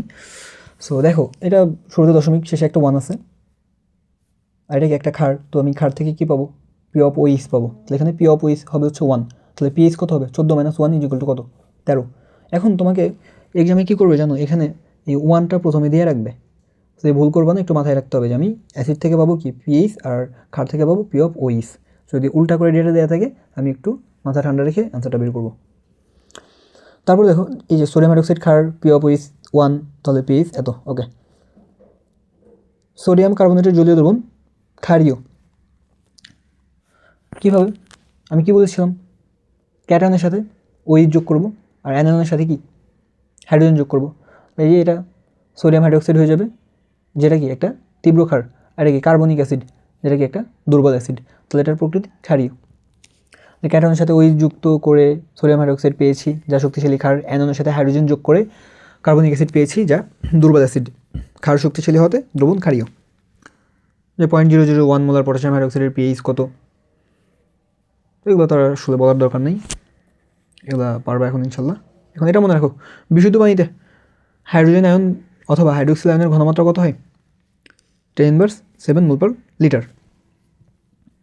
এখন দেখো দ্বিতীয় কোন বিক্রিয়ার হার ধ্রুবকের একক হচ্ছে কি লিটার/মোল/সেকেন্ড। এখানে এই সবগুলো মনে রাখবা যে শূন্য কোন বিক্রিয়ার হারের একক কি মোল/লিটার/সেকেন্ড, বা এটা কি মোলার/সেকেন্ডও থাকতে পারে, এইভাবে দিতে পারে শুধুমাত্র মোলার/সেকেন্ড, কারণ মোলার মানেই হচ্ছে কি আমাদের মোল/লিটার। তারপর শূন্যকোণ বিক্রিয়ার হারের একক হচ্ছে কি তোমার সেকেন্ড ইনভার্স 1। দ্বিতীয় কম মোলার ইনভার্স 1, সেকেন্ড ইনভার্স 1। তাহলে এই মোলার বলতে আমরা কি জানি, তোমার হচ্ছে মোল/লিটার ইনভার্স 1, তাহলে এখানে হয়ে যাবে লিটার আর মোল ইনভার্স 1, আর এটাই আমাদের ছিল। তৃতীয় কম হলে সেম, জাস্ট এই প্রতিবার কী করবা জানো, তুমি প্রথমটা জাস্ট মনে রাখবে হচ্ছে মোলার/সেকেন্ড, এরপর প্রতিবার একটা করে এম ইনভার্স গুণ করে দেবা। সো দ্বিতীয় তোমার যখন প্রথম কমে আসবে তখন কি হচ্ছে MS ইনভার্স 1 তার সাথে কি M ইনভার্স 1, সো দুটো ব্যানিশ থাকে শুধু S ইনভার্স 1। তারপর একটা এটা তো দেখিয়েই দিচ্ছি, সো প্রতিবার কী করবা একটা করে M ইনভার্স 1 বাড়াবা, সেটাই M ইনভার্স 1, M ইনভার্স 1, তারপর হচ্ছে তোমার এটা M ইনভার্স 2। চতুর্থ ক্রম হলে কী হতো M ইনভার্স 3, S ইনভার্স 1। দেন হচ্ছে কি মোল/লিটারটা বসিয়ে দিয়ে এভাবে ভ্যালুটা বের করে নিয়ে আসবা। এখন দেখো শূন্যকোণ বিক্রিয়া, এটা হচ্ছে -dc/dt = K, প্রথম ক্রমের ক্ষেত্রে কেসি, দ্বিতীয় ক্রম কেসি স্কোয়ার, তৃতীয় ক্রম কেসি কিউব, একদম ইজি জিনিস। দেখো কেপি সমান কেসি হলে ডেল এন ইজিক্যাল টু 0। আমাদের ফর্মুলা কি? KP equal to KC into R to the power del N. Del N equal to হচ্ছে উৎপাদের মূল সংখ্যা মাইনাস বিক্রিয়কের মূল সংখ্যা। তাহলে ডেল এন যেহেতু 0, তাহলে কেপি সমান Kc equal to R to the power 0, আর কোনো কিছুর পাওয়ার 0 ভ্যালু, 0 এর ভ্যালু হচ্ছে 1, তাহলে এখানে 1, দ্যাটস ওয়াই কেপি সমান কেসি। দেখো এগুলার তোমার যাবতীয় যে ফর্মুলা থাকে যে কেপি ইজিক্যাল টু হচ্ছে কি উৎপাদের ঘনমাত্রা ডিভাইড বাই কি বিক্রিয়কের ঘনমাত্রা, আর সরি এটা হচ্ছে কেসি, আর কেপির ক্ষেত্রে কি উৎপাদের আংশিক চাপ ডিভাইড বাই বিক্রিয়কের আংশিক চাপ, তার সাথে কি মোট চাপ গুণ করতে হয়। আর এগুলো লিখলাম না কারণ এগুলো আসলে ম্যাথ দেয় নেই। তো ফুটন্ত পানির পিএইচ হচ্ছে 6.14 থেকে 6.4, এটা দিয়ে মেবি 2বার বা 3বার কোশ্চেন আসছে। একবার সরাসরি মান, আরেকবার দিচ্ছে যে এত এত এত এর কম, এত এর বেশি, এই টাইপের কোশ্চেন। তো এটা মনে রাখলে পারবা। এটার মানে কি দেখো তো, এই ভ্যালুটা কি 7-এর কম, তাহলে 6.14 থেকে 6.4। বিশুদ্ধ পানির পিএইচ হচ্ছে 7। ক্ষারীয় বাফার অ্যামোনিয়াম হাইড্রোক্সাইড আর হচ্ছে হাইড্রোক্লোরিক অ্যাসিড, এটা আসলে ছবিতে দেখো। বাফার দ্রবণ হচ্ছে 2 প্রকার, অম্লীয় বাফার, ক্ষারীয় বাফার। অম্লীয় বাফারের ক্ষেত্রে কী হবে? দুর্বল অ্যাসিড, সবল ক্ষার। আর ক্ষারীয় বাফারের ক্ষেত্রে কী হবে? দুর্বল ক্ষার, সবল অ্যাসিড। সবল অ্যাসিড কারা তোমরা জানো, তারপরে লিখে দিয়েছি। তোমার hydrochloric acid, sulphuric acid, nitric acid. আর হচ্ছে তোমার দুর্বল অ্যাসিড, এটা হচ্ছে আমাদের কি জৈব অ্যাসিডগুলো দুর্বল অ্যাসিড হয়, যেমন হচ্ছে তোমার এই ফর্মিক অ্যাসিড, অ্যাসিটিক অ্যাসিড, তারপর গিয়ে হচ্ছে তোমার এদিকে কার্বনিক অ্যাসিড, হাইড্রোফ্লোরিক অ্যাসিড, এগুলো দুর্বল অ্যাসিড। সবল ক্ষার দেখো তোমার ওই যে ক্ষার ধাতু, মৃৎক্ষার ধাতুর অক্সাইড, হাইড্রোক্সাইডগুলো হচ্ছে কি আমাদের তীব্র ক্ষার, that's why sodium hydroxide, potassium hydroxide, এরা আর কি, এরা হচ্ছে আমাদের তীব্র ক্ষার। আর দুর্বল ক্ষারকে অ্যামোনিয়াম হাইড্রোক্সাইড। দেখো চাপ বাড়ালে বিক্রিয়া পশ্চাৎ দিকে যাবে কোন বিক্রিয়াটির ক্ষেত্রে? এটা হচ্ছে আমাদের লাসাতিলিয়ার নীতি থেকে, এটা একটু মনোযোগ দাও, খুব ইম্পর্টেন্ট। এই লাসাতিলিয়ার নীতির ক্ষেত্রে আমাদের কার কার প্রভাব ছিল বলো তো? তাপমাত্রা, চাপ, হচ্ছে ঘনমাত্রা। তাহলে এই তাপহারী বিক্রিয়ার ক্ষেত্রে তাপমাত্রা বাড়ালে বিক্রিয়া সম্মুখমুখী হবে, অর্থাৎ উৎপাদ বৃদ্ধি পাবে। তাহলে তাপমাত্রা কমালে বিক্রিয়া পশ্চাৎমুখী হবে, অর্থাৎ বিক্রিয়ক বৃদ্ধি পাবে বা উৎপাদ হ্রাস পাবে। এটা খুবই ইম্পর্টেন্ট, জাস্ট এই একটা লাইন মনে রাখবা যে তাপহারী বিক্রিয়ার ক্ষেত্রে তাপমাত্রা বাড়ালে বিক্রিয়া সম্মুখমুখী হবে। জাস্ট এই একটা লাইন দিয়ে তুমি তাপহারী এবং তাপ উৎপাদীর গুলা মনে রাখতে পারবা। তাহলে তাপ উৎপাদীর ক্ষেত্রে কী হবে? তাপহারীর উল্টা হবে। এখন দেখো চাপের প্রভাব, বিক্রিয়ক ও উৎপাদের মূল সংখ্যা সমান হলে চাপের প্রভাব থাকবে না। বিক্রিয়ক ও উৎপাদের মূল সংখ্যা অসমান হলে চাপের প্রভাব থাকবে। এক্ষেত্রে চাপ বাড়ালে যেদিকে মূল সংখ্যা কম বিক্রিয়া সেদিকে অগ্রসর হবে। ঘনমাত্রার প্রভাব, ঘনমাত্রা বাড়ালে বিক্রিয়া সম্মুখমুখী হয় এবং কমালে পশ্চাৎমুখী হয়। দুর্বল অ্যাসিড ও সবল ক্ষারের প্রশমন তাপের পরিমাণ এত হলে এর অ্যাসিডের বিয়োজন তাপের মান কত? এটা কী করছি দেখো, ওই -57.34 থেকে এই ভ্যালুটা বিয়োগ করছি। কেন করছি? কারণ হচ্ছে দেখো সবল অ্যাসিড ও সবল ক্ষারের প্রশমন তাপের ভ্যালু হচ্ছে -57.34। এই টাইপের এমসিকিউ সলভের জন্য সবল অ্যাসিড ও সবল ক্ষারের প্রশমন তাপ থেকে প্রশ্নে দেয়া মান বিয়োগ করলেই অ্যান্সার পাবো। ঠিক আছে, জাস্ট এই টাইপের ম্যাথ থাকলে এই সবল অ্যাসিড সবল ক্ষারের যে প্রশমন তাপ -57.34, এটা থেকে এই দেয়া ভ্যালুটা বিয়োগ করবা, বিয়োগ করলে অ্যান্সার পেয়ে যাবা। গ্লুকোজ তৈরির বিক্রিয়ায় ব্যবহৃত এনজাইম হচ্ছে তোমার ম্যালটেজ। এই যে শেষ কোশ্চেন অ্যানালাইসিস করা বা এর আদলে যে যে কোশ্চেন আসতে পারে সেগুলো সব লিখে দিয়েছি। এখন হচ্ছে কিছু ইম্পর্টেন্ট লাইন। ক্লোরিন হচ্ছে পরিবেশ দূষক, স্মোকের পিএইচ হচ্ছে 2, এতে সালফার ডাইঅক্সাইড গ্যাস থাকে,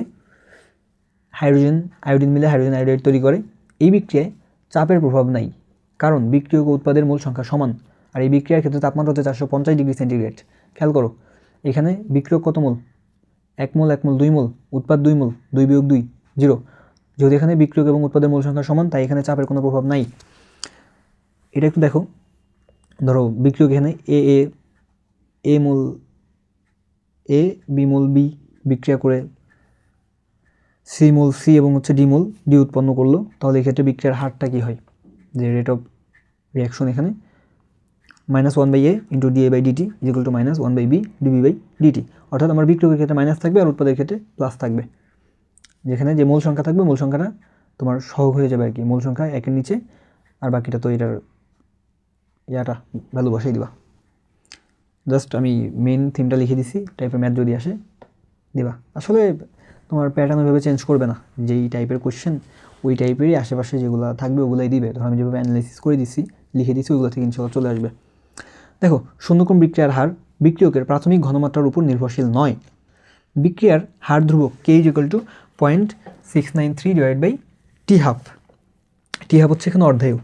তাপোৎপাদী বিক্রিয়ায় ΔH ঋণাত্মক আর তাফারি বিক্রিয়ায় ΔH ধনাত্মক। প্রভাবক বিক্রিয়ার সক্রিয়ণ শক্তি হ্রাস করে। ধনাত্মক প্রভাবক ম্যাঙ্গানিজ অক্সাইড, ঋণাত্মক প্রভাবক হচ্ছে phosphoric acid, sulphuric acid, glycerine, alcohol, anisole, urea, carbon monoxide হচ্ছে হাইড্রোজেন পারঅক্সাইড। অটোপ্রভাবক বা স্বপ্রভাবক হচ্ছে ম্যাঙ্গানিজ আয়ন। আবিষ্ট প্রভাবক হচ্ছে তোমার সোডিয়াম সালফাইড। প্রভাবক সহায়ক বা প্রভাবক প্রমোটার হচ্ছে মোলিবডেনাম ধাতু, alumina, magnesium oxide, silicon dioxide, তারপর হচ্ছে তোমার পটাশিয়াম সুপার অক্সাইড, তারপর হচ্ছে পটাশিয়াম হাইড্রোক্সাইড। প্রভাবক বিষ আর্সেনিক অক্সাইড। বায়ু দূষণ প্রতিরোধক যোদ্ধা হচ্ছে প্লাটিনিয়াম। সয়াবিনে ইউরিয়াজ এনজাইম থাকে। গ্লুকোজ থেকে ইথানল তৈরিতে জ্যামেজ এনজাইম লাগে। এনজাইম কি দেখো, কলয়েড প্রকৃতির, আণবিক ভর উচ্চ, বর্তুলাকার, টারশিয়ারি প্রোটিন, নাইট্রোজেনযুক্ত জটিল পদার্থ। ইস্টার এনজাইম জাম আই আর কি, যাতে হচ্ছে জাইমেজ, মতে হচ্ছে ম্যালটেজ, রশ্মিতে ইনভার্টেজ। এগুলো বায়োলজি রিলেটেড পড়া ছিল, তো দ্যাটস ওয়াই এখানে লিখে দিয়েছি, তোমার বায়োলজি পরীক্ষাতে হয়ে যাবে, আর এই চ্যাপ্টারগুলো আসছে। এখন দেখো, সাম্যাবস্থার শর্ত, এটা ইংলিশ টার্ম মনে রাখবে। শর্ত হচ্ছে 4টা। সাম্যের স্থায়িত্ব, স্টেবিলিটি অফ ইকুইলিব্রিয়াম, উভয় দিক থেকে সুগম্যতা, easy approachability from both sides, বিক্রিয়ার অসম্পূর্ণতা, ইনকমপ্লিটনেস অফ রিয়াকশন, প্রভাবকের ভূমিকাহীনতা, ineffectiveness of catalyst. So English term মনে রাখবা। এই জায়গা থেকে তোমার সরাসরি কোশ্চেন করতে পারে কোনটি সাম্যাবস্থার শর্ত, অথবা বলতে পারে কোনটি সাম্যাবস্থার শর্ত নয়। তো দেখো, ওয়াটার গ্যাস হচ্ছে কার্বন মনোক্সাইডের সাথে এক অণু হাইড্রোজেন, সংশ্লেষ গ্যাস কার্বন মনোক্সাইড 3 অণু হাইড্রোজেন, কার্বনের গ্যাস তোমার হচ্ছে CCl3NO2, এটার আরেকটা নাম হচ্ছে ক্লোরোপিক্রিন, লাফিং গ্যাস হচ্ছে N2O নাইট্রাস অক্সাইড। হ্যাঁ, তারপর হচ্ছে আমাদের nitrous acid Ka, Kb, Kw এগুলো হচ্ছে এককবিহীন। Kp, Kc এর মান কখনো শূন্য বা অসীম হতে পারে না। তারপর হচ্ছে তোমার SI এককে মোলার গ্যাস ধ্রুবক আর এর মান হচ্ছে 8.314 জুল পার মোল পার কেলভিন। লিটার এটিএম এককে আর এর মান হচ্ছে 0.0821 লিটার এটিএম পার মোল পার কেলভিন। এই এটা তুমি ভুল লিখে ফেলছি, একটা 0.0821 লিটার এটিএম পার মোল পার কেলভিন। এরপর 25 ডিগ্রি সেলসিয়াস তাপমাত্রায় বিশুদ্ধ পানির আয়নিক গুণফল 10^14। জৈব অ্যাসিডের চেয়ে ক্লোরো অ্যাসিটিক অ্যাসিড বেশি শক্তিশালী। ক্লোরো অ্যাসিটিক অ্যাসিডের মধ্যে যার ক্লোরিন যত বেশি সে তত বেশি শক্তিশালী। এখানে কি থাকতে পারে, ধরো কতগুলো দিয়ে রাখলো, তোমার হচ্ছে প্রথমে দিল মিথানোইক অ্যাসিড, তারপর দিল হচ্ছে তোমার ইথানোইক অ্যাসিড, তারপরে একটা দিল হচ্ছে ধরো তোমার ক্লোরো অ্যাসিটিক অ্যাসিড। সেই ক্ষেত্রে ক্লোরো অ্যাসিটিক অ্যাসিডটা বেশি শক্তিশালী হবে। আর এই টাইপের অ্যাসিডের ক্ষেত্রে যার ক্লোরিন সংখ্যা বেশি সে বেশি শক্তিশালী হবে। এগুলো একটু মনে রাখবা। কার্বনের ক্ষারকত্ব 2, ডাইফসফরাস পেন্টঅক্সাইড 6, সালফিউরিক অ্যাসিড 2, তারপর হচ্ছে ফসফরিক অ্যাসিড এটা হচ্ছে 3, তারপর হচ্ছে H3PO3 এর ক্ষেত্রে 2, H3PO2 এর ক্ষেত্রে 1। আর হচ্ছে এখানে ক্যালসিয়াম অক্সাইড হচ্ছে অম্লত্ব 2, অ্যালুমিনিয়াম হাইড্রোক্সাইড অম্লত্ব 3, অ্যালুমিনিয়াম অম্লত্ব 6। pH = 3, পি অফ ওই আচ্ছা দুইটাই pH, pH = 3, pH = 6 মাত্রার দুইটি দ্রবণের মধ্যে কোনটি বেশি অম্লীয় এবং কত গুণ অম্লীয়। এর জন্য মনে রাখবা, যার pH যত কম সে তত বেশি অম্লীয়, আর যার পি অফ OH যত বেশি সে তত বেশি ক্ষারীয়। একটির চেয়ে অন্যটির 10⁻∆pH গুণ অম্লীয়। ∆pH = কি, দুইটি pH এর অন্তর অর্থাৎ বিয়োগফল। সো প্রশ্ন দুটিতে pH = 3 দ্বিগুণটি বেশি অম্লীয় হবে, এবং কত গুণ বেশি অম্লীয় হবে, 10⁻∆pH। এখানে একটা 6 একটা 3, সো বিয়োগ করছি 6 - 3 তো 10⁻³ অর্থাৎ 1000 গুণ বেশি অম্লীয়। সালফাইট অ্যানায়ন থাকলে জলীয় দ্রবণ অম্লীয় হবে, স্বাভাবিক। আর আমি তো তোমার অম্লীয় ক্ষারীয় নিরপেক্ষ এগুলো কথা বলছি, যে অম্লীয় ক্ষারীয় নিরপেক্ষ নিয়ে তোমার লিখছি একটা কোশ্চেন সলভে, তো তোমরা তো অলরেডি জানোই, বলা হয়েছে। এখন দেখো, মানব রক্তের বাফার 3 ধরনের, bicarbonate buffer, phosphate buffer, protein buffer. এই বাইকার্বনেট বাফার এক্সাম্পলটা দিয়ে রাখছি, এটা একটু মাথায় রাখবো আর কি, এটা ইম্পর্টেন্ট। তারপর প্রমাণ দহন তাপ, দ্রবণ তাপ, প্রশমন তাপ, বিক্রিয়া তাপ, ঘনীভবন তাপ, এগুলো সব ঋণাত্মক, বাকি সকল তাপ হচ্ছে ধনাত্মক। তাহলে এইগুলোর ক্ষেত্রে যে এইগুলোর তাপ যেহেতু ঋণাত্মক, তাহলে এটার ডেইলি কী হবে? ধনাত্মক, তাই না? এখন দেখো, নাইট্রোজেন ব্যতীত অন্য সকল মৌলের সাথে অক্সিজেনের বিক্রিয়া তাপ উৎপাদী বিক্রিয়া হবে। অর্থাৎ যখন তোমার বিক্রিয়া দিয়ে বলবে নিচের কোনটি তাপ উৎপাদী বিক্রিয়া বা কোনটি তাপহারী বিক্রিয়া, সেক্ষেত্রে দেখবা যে অক্সিজেন কার কার সাথে বিক্রিয়া করছে। অক্সিজেন নাইট্রোজেন ব্যতীত যার সাথে বিক্রিয়া করবে সেটা হবে তাপ উৎপাদী, আর যদি নাইট্রোজেনের সাথে বিক্রিয়া করে তাহলে সেটা হবে তাপহারী। যেমন এখানে লিখে দিয়েছিলাম যে নাইট্রিক অক্সাইড উৎপন্ন তৈরি বিক্রিয়া তাপহারী বিক্রিয়া। গাড়ির কালো ধোঁয়ায় কার্বন মনোক্সাইড থাকে, কার্বন মনোক্সাইড হচ্ছে নীরব ঘাতক। এখানে একটা ফর্মুলা আছে, দেখো, del H equal to del E plus P into del cross V. এগুলো সরাসরি ফর্মুলা দিতে পারে, কারণ চিটাগং ইউনিভার্সিটি এগুলো করে আসলে। এটা আমাদের তাপগতিবিদ্যার প্রথম সূত্রটা আর কি, d Q equal to d U plus d W, ওটা থেকে আর কি, then d W equal to PdV. তো যাই হোক, এই 3টা চ্যাপ্টার শেষ আল্লাহর রহমতে। এখানে যা যা বলেছি নোট করেছি, তোমরা জাস্ট ভিডিওটা দেখা শেষ হলে পিডিএফটা পড়ে নিও। আমি পিডিএফটা হোয়াটসঅ্যাপে দিয়ে রাখবো গ্রুপে। যারা হোয়াটসঅ্যাপ গ্রুপে যুক্ত হতে চাও বা হও নাই, তারা আমার হোয়াটসঅ্যাপে টেক্সট করিও, আমি তোমাদের যুক্ত করে দেবো। ওই জায়গায় পিডিএফ পেয়ে যাবা, আরও বেশ কিছু পিডিএফ দেওয়া আছে, এবং ইনশাল্লাহ জিএসটি পর্যন্ত দিয়ে থাকবো। আর ভিডিওটা কেমন হলো অবশ্যই জানাবা। অবশ্য আমার কথা বলতে বেশ জড়তা কাজ করছে আজকে, কারণ লাস্ট 2টা রাত আমি রাতে ঘুমাই নাই। আজকেও ধরো এই যে সারা রাত জেগে আছি, অলরেডি ফজরের আজান হয়ে গেছে, এখন নামাজ কালাম পড়ে আর কি একটু ঘুমাবো, এরপর তো আবার ক্যাম্পাস যেতে হবে। তো যাই হোক, তোমাদের পরীক্ষার জন্য আমি এটা করে দিলাম। আর প্রথম অধ্যায় এবং পঞ্চম অধ্যায় অর্থাৎ ল্যাবরেটারি আর দিকে তোমার কর্মমুখী রসায়ন, এগুলো থেকে খুবই কম পরিমাণ কোয়েশ্চেন আসছে। ধরো কখনো আসে কখনো আসে না, দ্যাটস ওয়াই এখানে জাস্ট 1 পৃষ্ঠা বা 2 পৃষ্ঠা করে ধরো 2টা চ্যাপ্টারের জন্য লিখে দিলেই হবে। ওই হ্যান্ড নোটটা আমি গ্রুপে দিয়ে দেবো। আর কেমিস্ট্রি সেকেন্ড পার্ট আজ রাতে আসলে দিতে পারবো না, কারণ আজকে তো সারাদিন ক্যাম্পাস, পর টিউশন। তো যাই হোক, আজকে রাত যতটুকু পারি, দেন আগামীকাল রাতে আমি এটা আপলোড দিয়ে দেবো, দেখে নিও। তো তোমরা এখন যেটা করবা, আর ফিজিক্স তো দিয়ে দিয়েছি, ফিজিক্সের লেকচারটা দেখবা, ফাইনাল টাচ যেটা, এটা কেমিস্ট্রি ফাইনাল টাচ বা ম্যারাথন যাই বলো না কেন, শেষ করলাম ফার্স্ট পেপার, এটা দেখবা। আর আগামীকাল রাতে ইনশাল্লাহ সেকেন্ড পেপার পেয়ে যাবা। সো কেমিস্ট্রি নিয়ে তোমাদের আর তাহলে কোনো চিন্তা করতে হবে না, ঠিক আছে?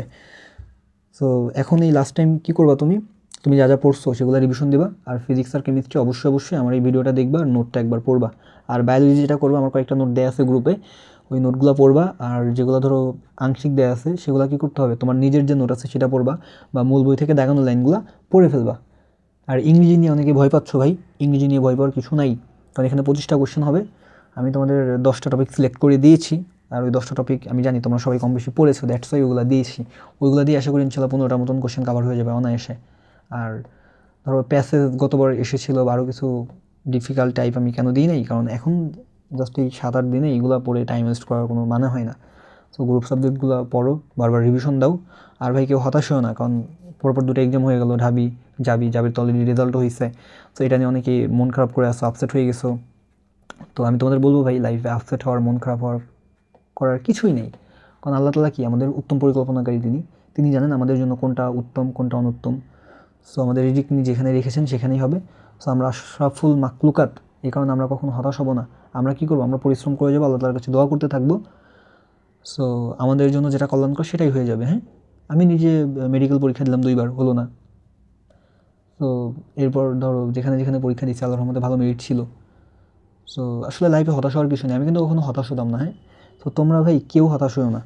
ধরো একটা ফ্রেন্ড চান্স পেয়ে যাচ্ছে, তুমি পাচ্ছ না, এটা নিয়ে মন খারাপ করার কিছুই নেই, কারণ আল্লাহ তাআলা জানেন তোমার জন্য কোনটা ভালো হবে, তুমি জাস্ট পরিশ্রম করে যাও।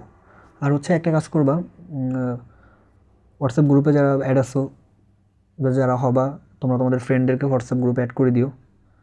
আর এই ভিডিওটা ফ্রেন্ডের দিতে পারো, ফ্রেন্ডের দিও, দেখতে বলিও। তো ঠিক আছে, আল্লাহ হাফিজ। আর তোমাদের চবি নিয়ে বা ভার্সিটি নিয়ে কোনো কোয়েশ্চেন থাকলে আমাকে হোয়াটসঅ্যাপে নির্দ্বিধায় করিও, কোনো সমস্যা নেই। আমি ইনশাল্লাহ জিএসটি পর্যন্ত তোমাদের মেন্টর বলো, টিচার বলো, বড় ভাই বলো, যাই বলো না কেন, আমি তোমাদের সাথে আছি, একদম বিনামূল্যে আছি। জাস্ট নামাজ পড়ে একটু হাদি ভাইয়ের জন্য দোয়া করিও, পারলে আমার জন্য একটু দোয়া করিও, আর নিজের বাবা মার সাথে একটু ভালো ব্যবহার করিও। তো ঠিক আছে, আল্লাহ হাফেজ। নামাজটা পড়ে নিতে হবে, নামাজের টাইম প্রায় চলে যাচ্ছে। আসসালামু আলাইকুম, আল্লাহ হাফেজ।